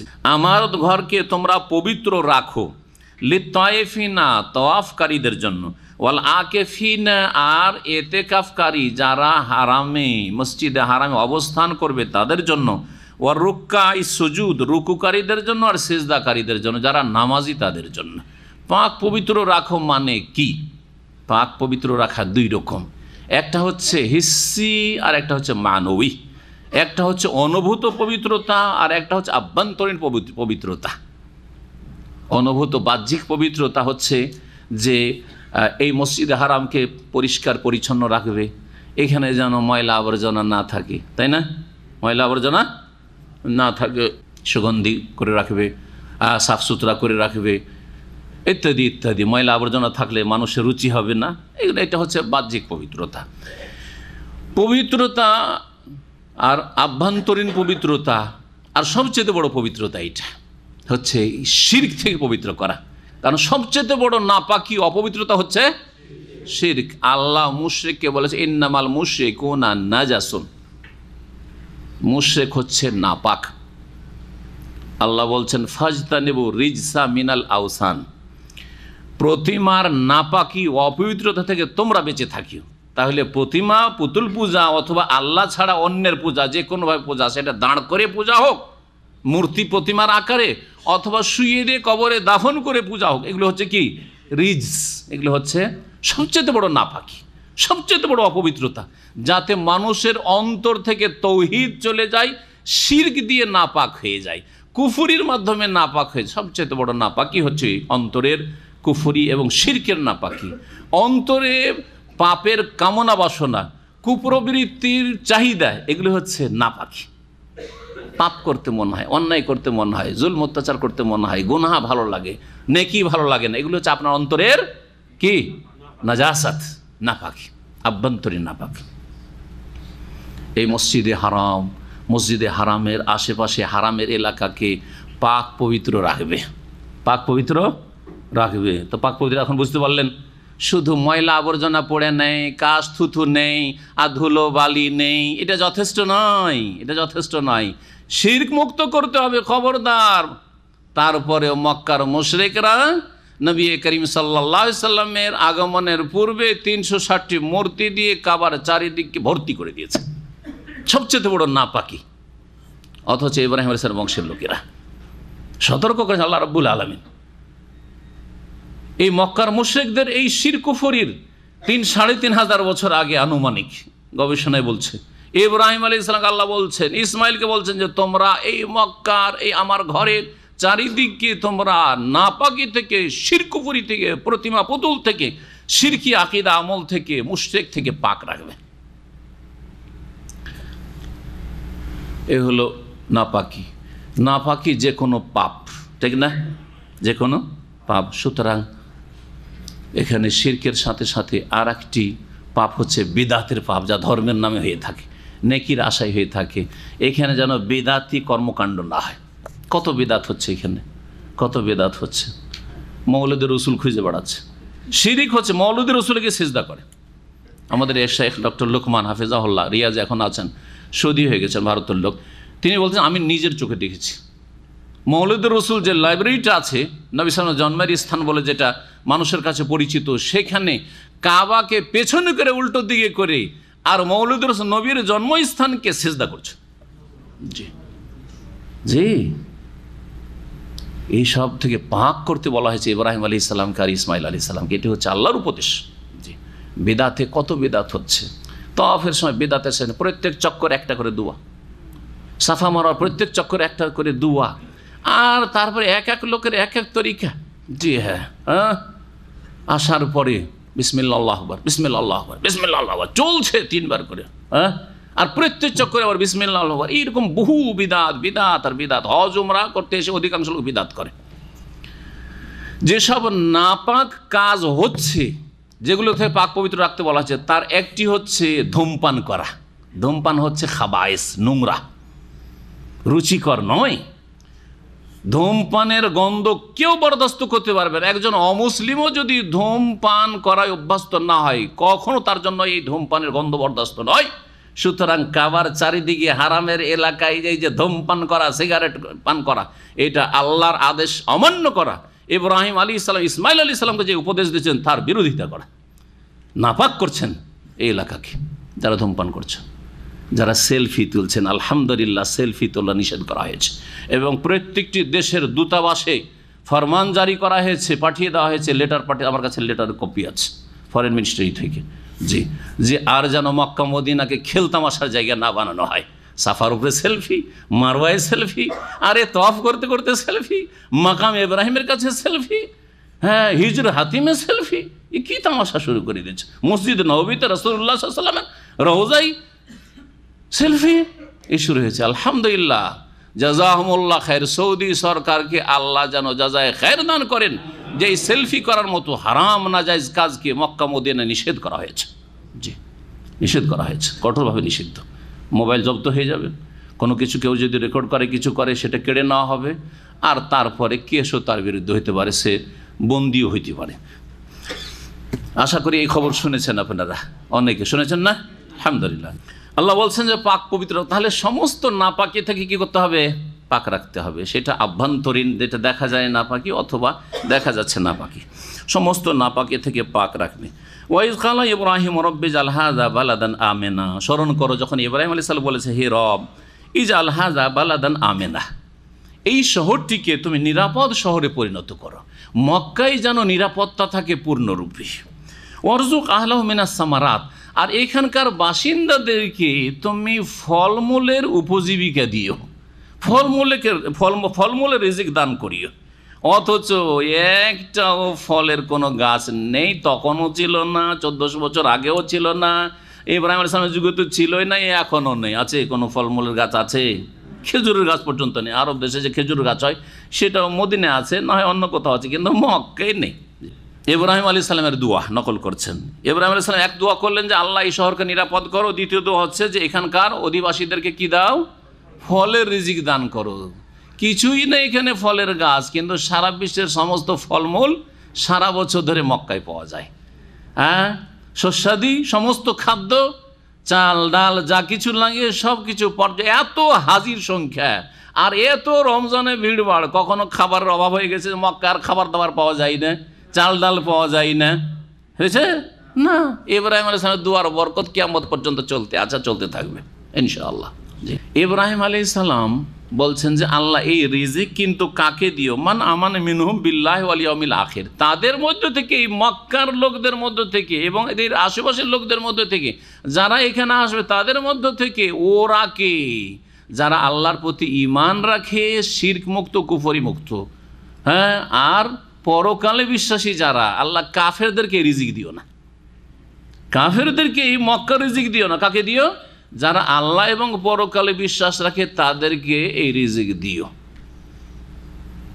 এখানে যারা আসবে তারাও, আর আশেপাশে যারা আছে তারাও, আর বিশ্বে যারা আছে যারা আল্লাহ পরকালে বিশ্বাসী নয়, নাস্তিক অথবা মুশরিক, বহুত্ববাদী, শিরক করে বিভিন্নভাবে, হ্যাঁ, ওদেরকে রিজিক দিও না। কেন এই দোয়া করলেন? সীমিত করে দেন যে আল্লাহ এই রিজিক এবং নিরাপত্তা কাকে দিও? মুমিনদেরকে দিও, যারা আল্লাহ পরকালে বিশ্বাসী। কেন সীমিত করলেন? কারণ তার আগে আর একটা দরখাস্ত করেছে একটু আগে, কি? যে আল্লাহ আমার বংশধরকে তুই ইমামতি দিও, আমাকে যে তুমি নেতৃত্ব দিচ্ছ আমার বংশধরকে নেতৃত্ব দিও। তখন আল্লাহ কি বলেছিলেন? যে জালেমদেরকে দেবো না। কাকে দেবো? শুধু মুমিনদেরকে দেবো, ইমানদারদেরকে দেবো, বলেছিলেন না? ইব্রাহিম আলাইহিস সালাম কিন্তু স্মরণ আছে। আবার রিজিকটাও যদি সবার জন্য চায়, আল্লাহ যদি না না না জালেমদেরকে দেবো না, সেজন্য আগে থেকে সতর্ক হয়ে একবার তম্বি সতর্ক করে দেওয়া আছে। আর আমি কাফেরদের জন্য আর মুশরিকদের জন্য, মুনাফিকদের জন্য রিজিক চাইবো না। ফলের রিজিক কার জন্য চাইবো? মুমিনদের জন্য চাইবো। আল্লাহ বলছেন না, এটা আবার ভিন্ন, এটা ভিন্ন। নেতৃত্বের জন্য সৎ হইতে হবে। নেতৃত্ব দিব, ধর্মীয় দিনই নেতৃত্ব, সেটা সৎ লোকদেরকে দেবো, মুমিন এবং কোরআন সুন্নাহর অনুসারীদেরকে দেবো, শিরক আর বিদআতকারীদেরকে দেব না, আর গোমরাহ পথভ্রষ্ট পাপিষ্টদেরকে দেব না। কিন্তু রিজিকটা সৎ অসৎ, ভালো মন্দ, মুসলিম অমুসলিম সবাইকে দেবো। কারণ আমার সৃষ্টি তারা, আমি দায়িত্ব নিয়েছি, ওরাকে দুনিয়া পাঠিয়েছি, ওদের খাবারের ব্যবস্থা দেব। বোঝা গেছে? তাই আল্লাহ বলছেন ইব্রাহিম আলাইহিস সালামের দোয়া যখন মুমিনদের জন্য সীমিত হয়ে গেল, কাল আল্লাহ বলছেন ওমান কাফারা, আল্লাহ বলছেন ওমান কাফারা, যারা কাফের হবে তারাকেও রিজিক দেব। ওমান কাফারা ফাউমাত্তিউহু কালি, যারা কুফরি করবে তাদেরকেও কিছু কালের জন্য পার্থিব জীবন উপভোগ দান করব, জীবিকা নির্বাহের ব্যবস্থা দেব, তাদের রুজি রিজিক। কাফেরদের ঘরে পয়সার অভাব নেই, হ্যাঁ, বরং তাদের কাছে বেশি পয়সা, তাদের কাছে সুখের সামগ্রী বেশি, কিন্তু কালিলান, অল্প দিনের জন্য, যে কয়েকদিন দুনিয়াতে আছে, খুব খেয়ে নাও, খুব খেয়ে নাও, ভোগ করে নাও। সুম্মা আত্তাররুহু ইলা আযাবিন নারি ওয়া বিসাল মাসির, তারপরে তাদেরকে বাধ্য করব জাহান্নামের আগুনে নিক্ষিপ্ত হইতে। ইত্তাররা মানে বাধ্য করা, বা তাদেরকে টেনে হেঁচড়ে, ইত্তাররা মানে টেনে হেঁচড়ে নিয়ে আসা, তাদেরকে টেনে হেঁচড়ে নিয়ে আসবো কোথায়? এলা আযাবিন না, জাহান্নামের আযাবে, ওয়া বিসাল মাসির, আর জাহান্নাম কতই না জঘন্য প্রত্যাবর্তন স্থল। তারপরে মহান আল্লাহ ইরশাদ করেছেন, স্মরণ করো, ওয়াইদ ইয়ারফা ইব্রাহিমুল কাওয়াইদ মিনাল বাইত ওয়া ইসমাঈল রব্বানা তাকাব্বাল মিন্না ইন্নাকা আনতাস সামিউল আলিম। স্মরণ করো হে মানুষ, যখন ইব্রাহিম আলাইহিস সালাম এবং ইসমাঈল আলাইহিস সালাম বাপ এবং ছেলে উভয়ে উঁচা করছিলেন, নির্মাণ করছিলেন, আল কাওয়াইদা মিনাল বাইত, বাইতুল্লাহর ভিত্তিকে, বাইতুল্লাহর ভিত্তিকে কী করছিলেন? ভিত্তি নির্মাণ করছিলেন বা ভিত্তি উঁচা করছিলেন। আর এই দোয়া তারা করেছিলেন বা করছিলেন, রব্বানা তাকাব্বাল মিন্না ইন্নাকা আনতাস সামিউল আলিম, হে আমাদের প্রতিপালক, আমাদের পক্ষ থেকে কবুল করো, যে কাজটি করছি, এই কাবা ঘর নির্মাণ করছি, এই ঘরকে তুমি কি করে নাও? কবুল করে নাও, এই আমলকে তুমি সাদরে গ্রহণ করো। ইন্নাকা আনতাস সামিউল, নিশ্চয়ই তুমি সর্বশ্রোতা এবং সর্বজ্ঞাতা, সব কিছুই শোনো এবং সব কিছুই তুমি জানো। এখানে ইব্রাহিম আলাইহিস সালাম দোয়া করলেন, এই দোয়া থেকে কী শেখা গেল?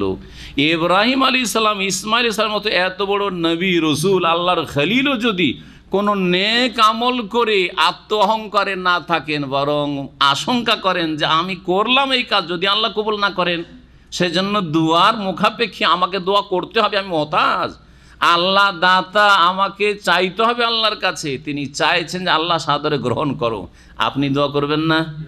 আমরা অনেকে ভালো কাজ করে আত্ম অহংকারে থাকি যে আমার মতো কে দিনের কাজ করছে, দোয়া করার প্রয়োজন না, কবুলিয়াতের দোয়া করবেন যে আল্লাহ যা কিছু করছি কবুল করা।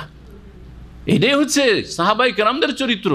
আল্লাহ কোরআনে কারীমে সাহাবায়ে কেরামদের প্রশংসা করেছেন, ওয়াল্লাযীনা ইউতুনা মা আতাও ওয়া কুলুবুহুম ওয়াজিলাতুন, জি, আন্নাহুম ইলা রাব্বিহিম রাজিউন। সূরা মুমিনুন আল্লাহ রাব্বুল আলামিন প্রশংসা করেছেন সাহাবায়ে কেরামদের যে এরা দান খয়রাত করে, এরা ইবাদত বন্দি করে, ইউতুনা মা আতাও মানে এরা আল্লাহর আদেশ নিষেধের বাস্তবায়ন করে, কিন্তু তার সাথে সাথে ওয়া কুলুবুহুম ওয়াজিলা, তাদের অন্তর ভয়ে ভীতু, যে আল্লাহ কবুল করলেন কি না, আমাদের আমল কবুল হইল কি না, আমার নামাজ কবুল হইল কি না, আমার রোজা সিয়াম কবুল হইল কি না, জাকাত সাদকা কবুল হইল কি না, আমার দিনের দাওয়াত কবুল হইল কি হলো না, আমার এলেম শিক্ষা আল্লাহর কাছে কবুল হইল কি হলো না। জি, আয়েশা রাদিয়াল্লাহু তাআলা আনহা এই তাফসীর করেছেন এই আয়াতের। সালাফগণের চরিত্র শুনেন, বলছেন যে সাহাবায়ে কেরামরা, তাবেঈনরা, তাদের চরিত্র ছিল যে রমজান মাসের ইবাদত বন্দেগী করতেন। এই ক্ষেত্রে শুনে রাখেন ভালো করে, রমজান আসার 6 মাস আগে থেকে দোয়া করতেন যে আল্লাহ সহি সালামতে রমজান পৌঁছে দাও। আবার রমজানের ইবাদত বন্দেগীতে কঠোর পরিশ্রম করলেন, পরিশ্রম করার পরে আত্মমর্যাদায় গর্বিত থাকতেন না যে অনেক কিছুই করে ফেললাম, একেবারে জান্নাত তো বরাদ্দ করেছেন না। 6 মাস ধরে আল্লাহর কাছে দোয়া করতে থাকতেন যে আল্লাহ রমজানে যা কিছু করতে পারলাম তুমি কবুল করো, কি জানি কবুল হইল কিনা, যদি কবুল না হয় তো মেহনত বেকার ব্যর্থ গেল। জি, সুতরাং আল্লাহর কাছে কবুলের জন্য দোয়া করতে হবে। যার যত ইখলাস থাকবে তার কাছে তত বেশি আল্লাহ বরকত দান করবেন। আপনার এলেম বেশি হইলে কাজ হবে না, আপনার টাকা বেশি, পয়সা বেশি, আর দান খায়রাতের অ্যামাউন্ট বেশি হইলে কাজ হবে না, আপনার ইখলাসটা বেশি থাকতে হবে। জি, আপনার আল্লাহ ভীরুতা বেশি থাকতে হবে। এবং এখানে আরও শেখানো হয়েছে আয়াতগুলিতে যে দোয়া করার ক্ষেত্রে আল্লাহর নাম এবং গুণাবলীর ওসিলা নিয়ে দোয়া করা, মানুষের ওসিলা নিয়ে নয়।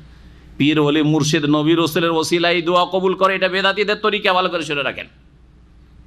দোয়া করবেন শরীয়ত সম্মত ওসিলা, কি আল্লাহর নামগুলির দোহাই দিয়ে, আল্লাহর নামগুলির মাধ্যমে। দেখেন, রব্বানা তাকাব্বাল মিন্না ইন্নাকা আনতাস সামিউল আলিম, আল্লাহকে সামিউন আলিম বলে আল্লাহর কাছে দরখাস্ত করছেন। আল্লাহ তুমি আমার কথা শুনছো, আমার অবস্থা জানছো, সুতরাং আমার অন্তরের অবস্থা জানছো, আল্লাহ তুমি আমাদের এই কাজ কবুল করো। আগের আরও দুটি দোয়া রয়েছে, তাতেও দেখেন আল্লাহর সুন্দর সুন্দর নাম দিয়ে ওসিলা নেওয়া হয়েছে। শরীয়ত সম্মত ওসিলা কয়টি? 3টি। একটি হচ্ছে আল্লাহর নাম এবং গুণাবলী, এটার দলিল এখানে রয়েছে, কোরআনে কারিমে রয়েছে। আকীদা খুঁজে পাই না কোরআনে কারিমে। এক শ্রেণীর আজকালকার স্কলার আর বক্তা আছে, বিভিন্ন ভাষার, ইংলিশের আছে, বলছে কোরআনে আকীদা কোথায় আছে? এই যে আকীদা দেখো, যদি জ্ঞান না থাকে তো তোমার চোখ অন্ধ, তাই বলে কি কোরআনে নেই বলবে তুমি? তোমার জ্ঞান চক্ষু নেই, সেজন্য খুঁজে পাও না। এই যে আকীদা দেখো, যে ওসিলা আসমা সিফাত নিতে হবে, কোরআনে কারিমে আছে। তারপরে দেখেন দ্বিতীয় দোয়া, রব্বানা, হে আমাদের প্রতিপালক, ইব্রাহিম আলাইহিস সালাম বলছেন, ওয়াজে আল্লাহ মুসলিমাইন লাকা, আমাকে আর আমার ছেলেকে উভয়কে তোমার সামনে আত্মসমর্পণকারী বানিয়ে দাও, তোমার সামনে আত্মসমর্পণকারী মুসলিম বানিয়ে দাও। অমিন যুররিয়াতিনা উম্মাতাম মুসলিমাতাল লাক, আর আমার বংশধর থেকে তোমার সামনে এক দল, একটি জাতি আত্মসমর্পণকারী তুমি বানিয়ে দাও বা গ্রহণ করো। ও আরেনা মানাসিকানা, এবং আমাদেরকে ইবাদত বন্দেগী নিয়ম কানুন দেখিয়ে দাও বা শিখিয়ে দাও। মানাসিকের দুটি অর্থ, একটি হচ্ছে যে কোনো ইবাদতকে নসক বলা হয়, আর আরেকটি হচ্ছে খাস অর্থ, বিশেষ অর্থ, সেটা হচ্ছে হজ উমরা সংক্রান্ত ইবাদত বন্দেগীগুলিকে হজ উমরার সাথে সংশ্লিষ্ট। ধরেন কুরবানি, এই জন্য কুরবানিকে কি বলা হয়? মানসাক, ওয়ালিকুল্লি উম্মাতিন জাআলনা মানসাকান, আল্লাহ বলেছেন। কুরবানির বিধিবিধানকে আল্লাহ মানসাক বলেছেন। তারপরে ফিকার কিতাবাদিতে বা হাদিসের কিতাবাদিতে আহকামুল মানাসিক, হজ উমরার বিধিবিধানকে তাওয়াফ, সাফা মারওয়া, সাই, মিনা, আরাফা, পাথর মারা ইত্যাদি, এইসব মাসাইলকে কি বলা হয়? মানাসিক বলা হয়, মানাসিকুল হজ্জ ওয়াল উমরা। তো ইব্রাহিম আলাইহিস সালাম ঘর তৈরি করার পরে আল্লাহ যেহেতু হজ ফরজ করছেন, দোয়া করছেন, ওয়া আরেনা মানাসিকান, আল্লাহ হজ তো করব, আমাদেরকে হজের জায়গাগুলি দেখিয়ে দাও বা হজের নিয়মকানুনগুলি শিখিয়ে দাও। দেখিয়ে দাও মানে শিখিয়ে দাও। এই আয়াতের তাফসিরে কিছু তাবেঈনদের তাফসির রয়েছে, উক্তি রয়েছে যে ইব্রাহিম আলাইহিস সালামকে এক এক করে হজের জায়গাগুলি দেখিয়ে দেওয়া হয়েছিল।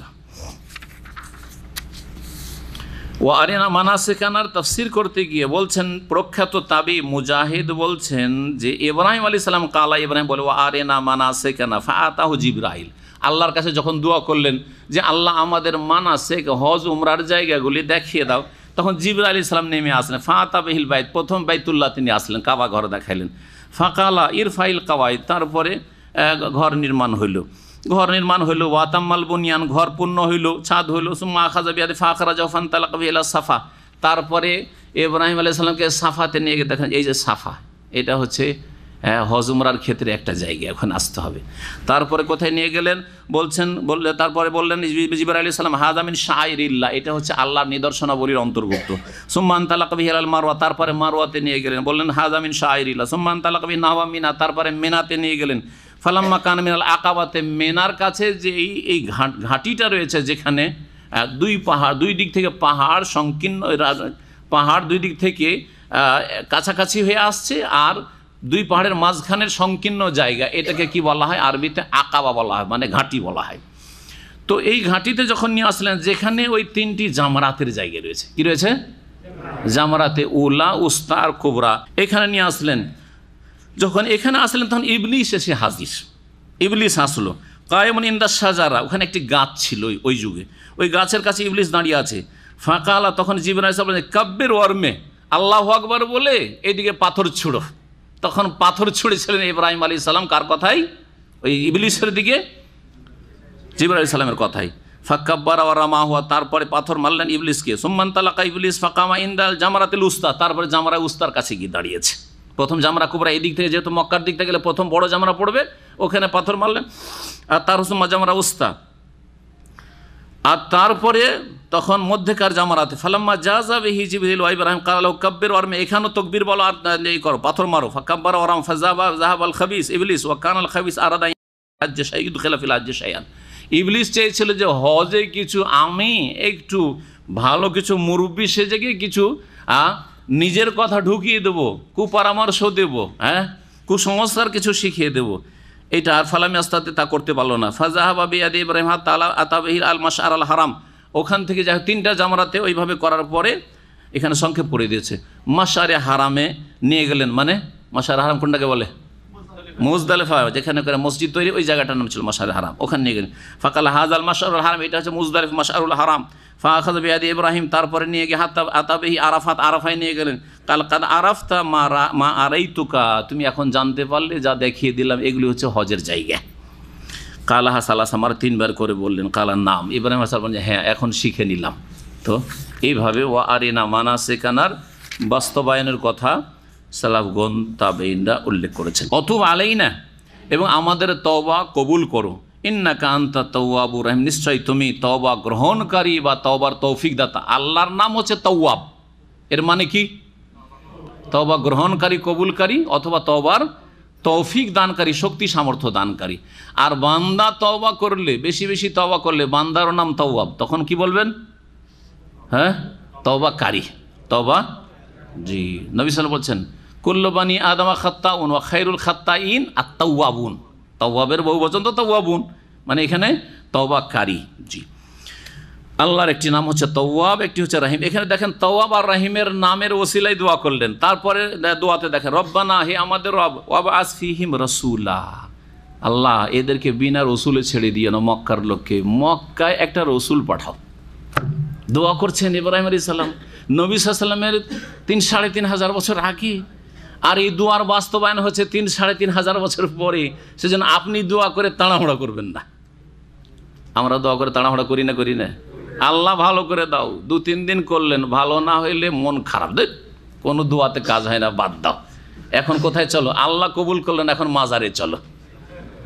মাজার বড় শক্তি রাখে। হ্যাঁ, প্রথম আল্লাহর কাছে। মুশরিকরা যারা শিরিক করে তারা প্রথম যায় আল্লাহর কাছে, সামান্য একটু চায়, অন্তর তো চাই না, কারণ অন্তরে আছে যে সবচেয়ে বেশি কে দিতে পারে, গোস কুতুবরা দিতে পারে। যখন যত মুসিবত বাড়তে থাকে, বিপদ বাড়তে থাকে, তত বেশি গায়রুল্লাহ আর আশ্রয় নেয়। হ্যাঁ, তা গৌস কুতুবের আশ্রয় নেয়, যার ফলে এদেরকে আল্লাহ অসহায় দুনিয়া তো ছেড়ে দেয়, আর এদেরকে আখিরাতে আল্লাহ অসহায় ছেড়ে দেবেন। বলছেন ইব্রাহিম আলাইহিস সালাম দোয়াতে, ওয়াবআস ফীহিম রাসূলান, হে রব তাদের মাঝে একজন রাসূল প্রেরণ করো, তাদের মধ্য থেকে, ওদের মধ্যে বাইরে থেকে কেউ না, ওই বংশ থেকেই। আর ওখান থেকে ইয়াতলু আলাইহিম আয়াতিকা, তাদেরকে পড়ে শোনাবে তোমার আয়াতসমূহ। ওয়া ইউআল্লিমুহুমুল কিতাব ওয়াল হিকমা, এবং তাদেরকে আল কিতাব কোরআনের শিক্ষা দেবে, আর হেকমা সুন্নাহ হাদিসের শিক্ষা দেবে। যেখানে কিতাবের সাথে হেকমা কোরআনে বর্ণিত হয়েছে বা উল্লিখিত হয়েছে, সেখানে হিকমার মানে হচ্ছে সুন্নাহ হাদিস, কারণ দুটো জিনিসকে আঁকড়ে ধরতে বলেছেন নবী করিম সাল্লাল্লাহু আলাইহি ওয়াসাল্লাম। ওয়া ইউযাক্কিহিম, এবং তাদেরকে পাক পবিত্র করো, তাদেরকে পাক পবিত্র করো, পাক পবিত্র করবে। হ্যাঁ, ওয়া ইউযাক্কিহিম ওয়া ইউআল্লিমুহুল কিতাব ওয়াল হিকমাত ওয়া ইউযাক্কিহিম, এবং তাদেরকে পাক পবিত্র করবেন কে? ওই নবী, ওই রসুল এসে পাক পবিত্র করলেন নবী করিম সাল্লাল্লাহু আলাইহি ওয়াসাল্লাম। কি থেকে? সবচেয়ে বড় নাপাকি শিরিক থেকে, বেদাত কুসংস্কার থেকে। হজের ক্ষেত্রে, উমরার ক্ষেত্রে, তওয়াফের ক্ষেত্রে এত কুসংস্কার ঢুকেছিল যে নারী পুরুষ বাইরে থেকে এসে উলঙ্গ হয়ে মক্কার লোকেরা কেউ পুত পবিত্র মনে করতো, ওদের কাছে কাপড় ধার চাইতো, যে আমরা তো এই কাপড়ে অনেক পাপ করেছি, আর বাইরের কাপড়, এইসব কাপড় দিয়ে কাজ চলবে না। মক্কার লোকের কাপড় ধার চাইতো, কাপড় যদি পেলো ধার করে, আর যদি না পেতো তখন কি করতো জানেন? উলঙ্গ হয়ে নারী পুরুষ তওয়াফ করতো। আর সহিহ বুখারীতে রয়েছে, তওয়াফ করার সময় বলতো যে দেখো আমরা উলঙ্গ হয়েছি আল্লাহর সন্তুষ্টির জন্য, কাউকে দেখাবার জন্য না। আলিয়াউমা ইয়াবদু বাদুহু আও কুল্লুহু ফামা মা বাদা মিনহু ফালা ওহিল্লুহু, তাদের কবিতা এগুলো, তাদের কবিতা সহিহ বুখারীতে রয়েছে। আজকে শরীরের সব অংশই খুলে যাবে, কখনো কখনো একটু ছোট্ট কাপড় পেলে তো লজ্জাস্থানখান ঢেকে নিল, আর যদি ওইটাও না পায়, ওই জন্য বলছে আলিয়াউমা ইয়াবদু বাদুহু আও কুল্লুহু, আজকে লজ্জাস্থান পুরোটাই খুলে যাবে অথবা কিছুটা খুলবে, উন্মুক্ত হবে। অমা বাদা মিনহু ফালা ওহিল্লুহু, যদি খুলেও যায়, উলঙ্গ নগ্নও যদি তওয়াফ করি, এটা কারোর জন্য হালাল করছি না, তোমরা দেখিও না, কিন্তু কথা বোঝা গেছে? তোমরা নাজায়েজ উপভোগ করিও না, এটা আল্লাহর সন্তুষ্টির জন্য করেছি। আউযুবিল্লাহ। ইব্রাহিম আলাইহিস সালাম নাপাক কি থেকে পাক করতে বলেছেন, আর এরা নগ্ন হয়ে নাপাক করেছে এই হারামকে। ওয়া ইউযাক্কিহিম, তাদেরকে পবিত্র করবে কুসংস্কার থেকে, শিরক থেকে, বিদআত থেকে, পাপাচার থেকে, সমস্ত রকমের পাপ হইতে থাকতো। যেখানে ব্যভিচার হইতো সেখানে পতাকা পোতা থাকতো। সেই যুগে তো আর লাইসেন্স ছিল না বেশ্যাখানার মতো, যে লাইসেন্স নাম্বার এত আর একটা প্লেট লাগিয়ে দেওয়া হইবে বেশ্যাখানাতে, তাই না? বেশ্যাখানা পট্টি তো ছিল না, কিন্তু সেখানে পতাকা ঝান্ডা থাকতো, বোঝা যেত যে এটা হচ্ছে বেশ্যাখানা এলাকা। কিন্তু সেই যুগের মহিলারা আজকালকার বেশ্যাদের চাইতে ভালো ছিল। সেই যুগে অধিকাংশ বেশ্যা বা বেশ্যাবৃত্তি যেসব মহিলারা করত তারা দাসী হইতো। স্বাধীন মহিলারা কাফের মুশরিক হইল, জেনাকে খুবই ঘৃণার নজরে দেখতো। এই জন্য হিন্দ যখন ইসলাম গ্রহণ করলো, যে হামজা রাদিয়াল্লাহু তাআলা আনহার কলিজাকে চিবাবার চেষ্টা করেছিল, মালা বানিয়ে, সে যখন ইসলাম গ্রহণ করলো, নবী করিম সাল্লাল্লাহু আলাইহি ওয়াসাল্লাম যে ওয়াদাগুলি নিলেন তার সাথে বায়াতে বলেছেন যে জেনা ব্যভিচার করবে না, তখন তিনি আশ্চর্য হয়েছিলেন। এই মহিলা আবু সুফিয়ানের স্ত্রী রাদিয়াল্লাহু আনহার বলেছিলেন যে আওয়া তাজনিল হুররা, তো আরে স্বাধীন মহিলা, ভদ্র মহিলা, স্বাধীন মহিলা, একটা স্বাধীন মেয়ে যুবতী কোনোদিন জেনা করতে পারে? তার মানে জেনা কে করে? দাসীরা করতে পারে।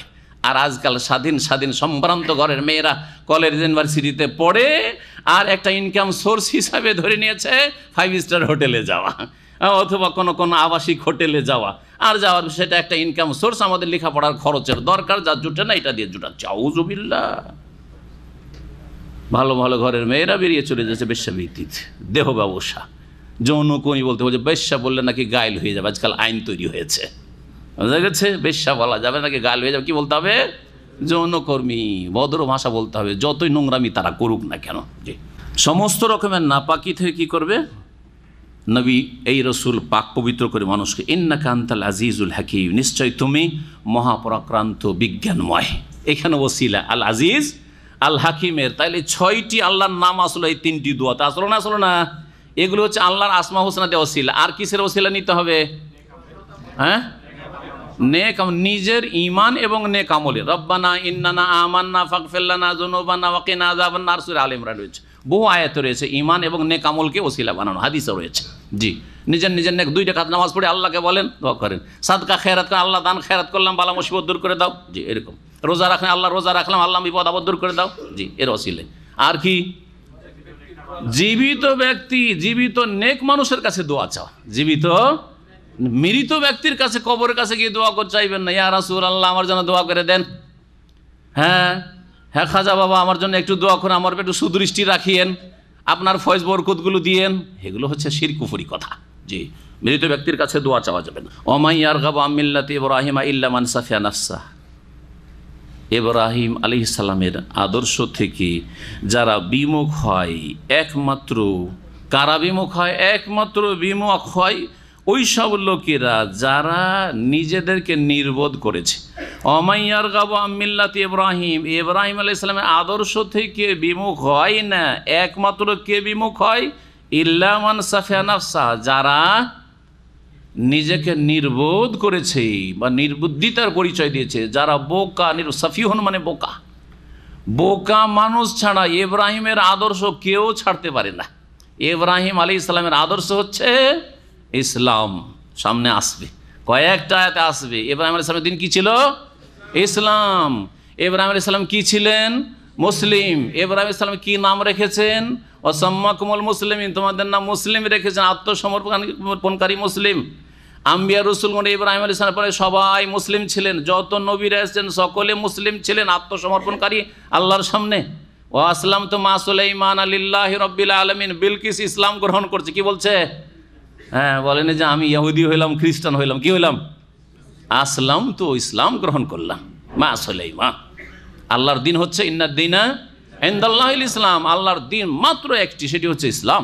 জি, সেই ইসলামকে আল্লাহ পূর্ণ করেছেন শেষ নবী মুহাম্মদ রাসূলুল্লাহ সাল্লাল্লাহু আলাইহি ওয়াসাল্লামের মাধ্যমে। কিন্তু সমস্ত নবীরা ইসলাম নিয়ে এসেছেন, আত্মসমর্পণের দিন নিয়ে এসেছেন। ওয়া ইয়াবতাগি গায়রাল ইসলামি দীনান ফালা ইউকবালা মিনহু, ইসলাম ছাড়া অন্য কোনো জীবনপন্থা দিন যদি কেউ তলাশ করে কখনো সেটা আল্লাহ গ্রহণ করবেন না। ওয়া ফিল আখিরাতি মিনাল খাসিরিন।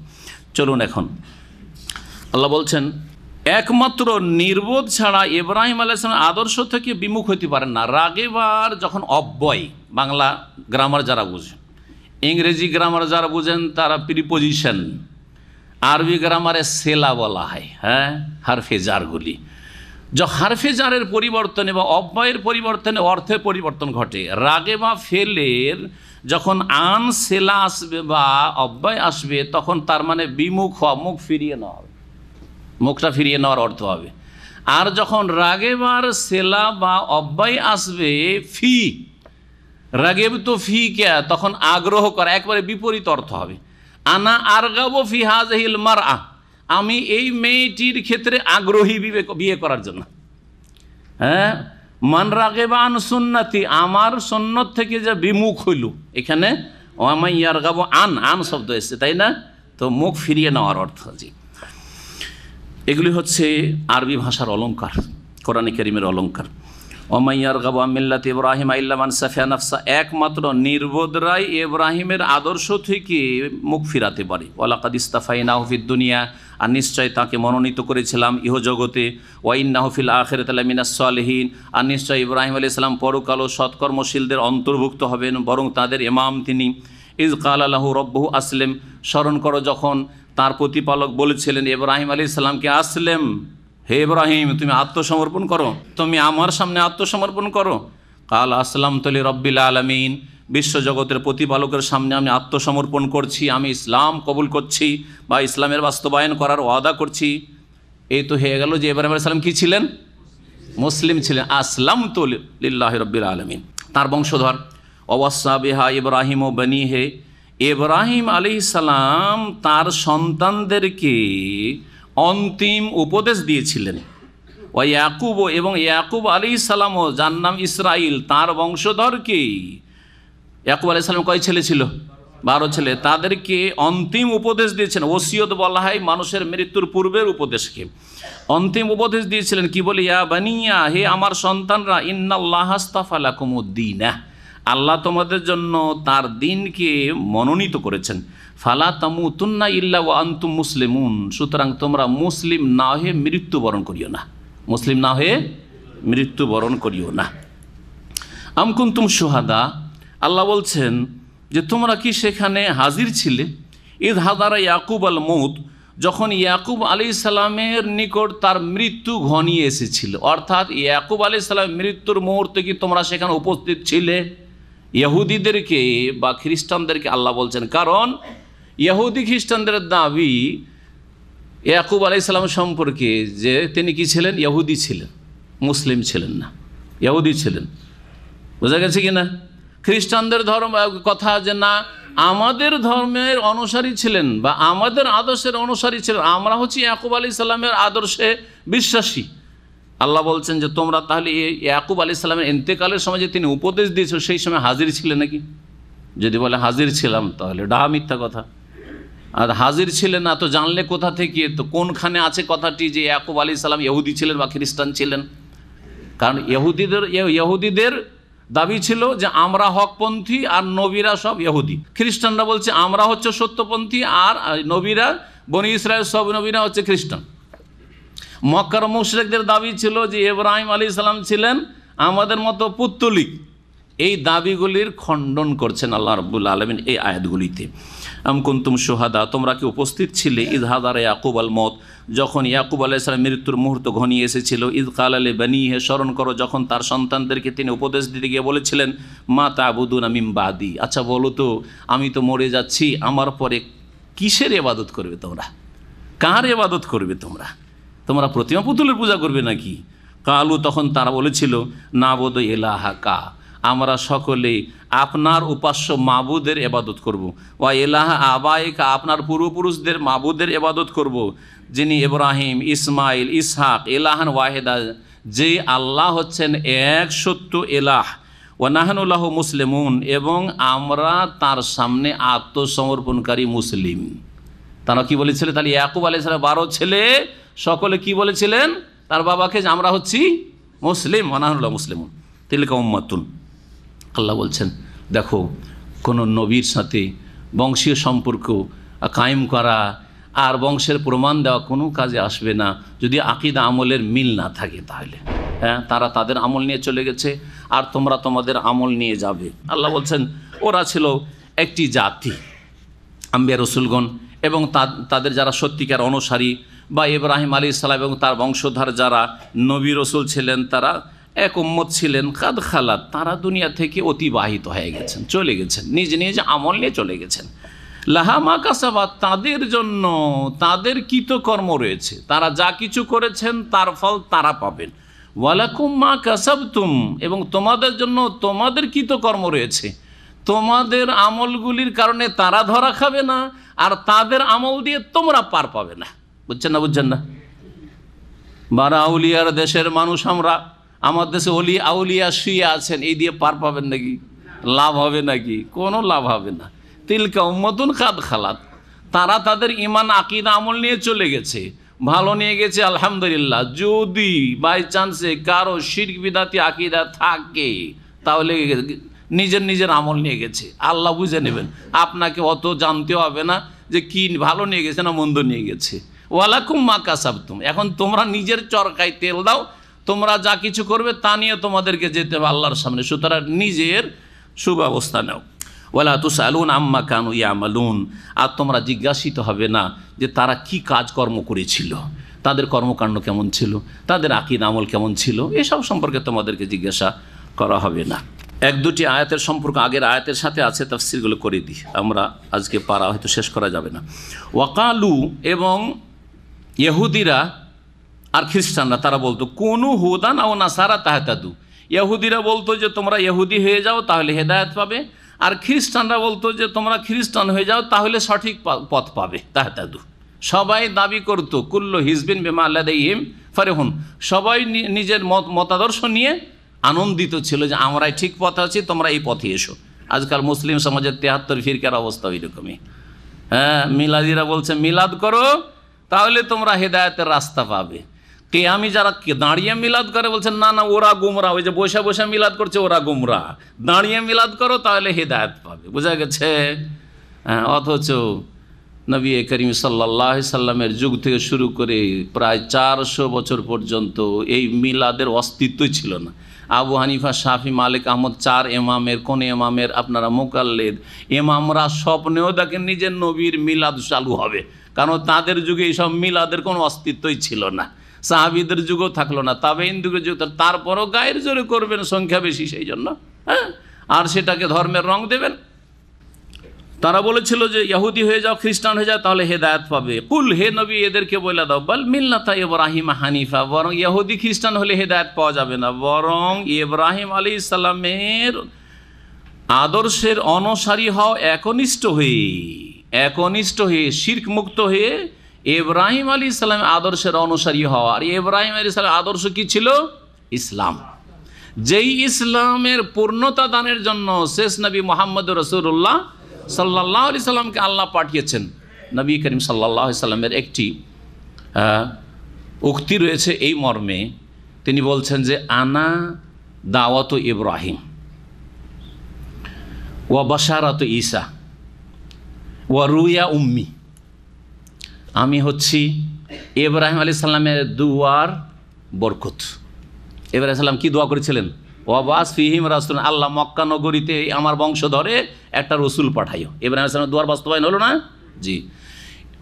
ঈসা আলাইহিস সালাম সুসংবাদ দিয়েছিলেন, ওয়ামুবাশশিরাম বিরাসূলিন ইয়াতি মিন বাদি ইসমুহু আহমদ, আমার পরে এক রসুল আসবেন তার নাম হবে আহমদ, তার সুসংবাদ দিচ্ছি। বলছেন রাসূলুল্লাহ আমি হচ্ছি ঈসা আলাইহিস সালামের সুসংবাদ ভবিষ্যৎবাণীর বাস্তবায়ন।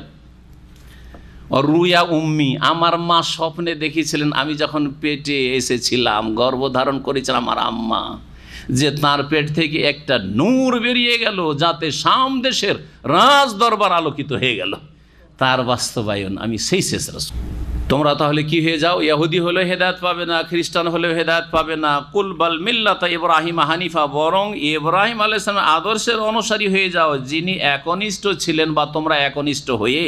ওমা কানা মিনাল মুশরিকিন, আর তিনি মুশরিক ছিলেন না মক্কার মুশরিকরা। তাহলে 3 জাতির খণ্ডন হয়ে গেল, 3টি ভ্রান্ত জাতি। ইহুদিও ছিলেন না ইব্রাহিম আলাইহিস সালাম, খ্রিস্টানও ছিলেন না ইব্রাহিম আলাইহিস সালাম, আর মক্কার মুশরিকদের মতো পুত্তলিকও ছিলেন না, দুর্গায় বিশ্বাস ছিলেন না, বরং দুর্গা আর এইসব প্রতিমা পুতুল ভেঙেছিলেন, আর ভাঙার কারণে তাকে আগুনে নিক্ষেপ করা, এইটাও আল্লাহর পরীক্ষা। তার পরীক্ষার মধ্যে এটাও একটা পরীক্ষা, নমরুদের আগুনে নিক্ষেপ করা। ওমা কান মিনাল মুশরিকিন, তিনি মুশরিক ছিলেন না। এখানে আজকের তাফসির ছেড়ে দিচ্ছি, আর তারপরে ইনশাআল্লাহ তাআলা বাকি তাফসির আগামী সপ্তাহগুলিতে পুরা করার চেষ্টা করব। আল্লাহ যেন আমাদেরকে সহি সালামত দিন শিখার তৌফিক দান করেন এবং দিনের প্রতি আমলের তৌফিক দান করেন, কোরআনের সঠিক জ্ঞান দান করেন। আর যদি ভুল ভ্রান্তি হয়ে যায় অনিচ্ছাকৃত, আল্লাহ যেন আমাদেরকে মাফ করে দেন। ওয়া সাল্লাল্লাহু ওয়া সাল্লাম আলা নবিয়িনা মুহাম্মদ ওয়া আলা আলিহি ওয়া সাহবিহি।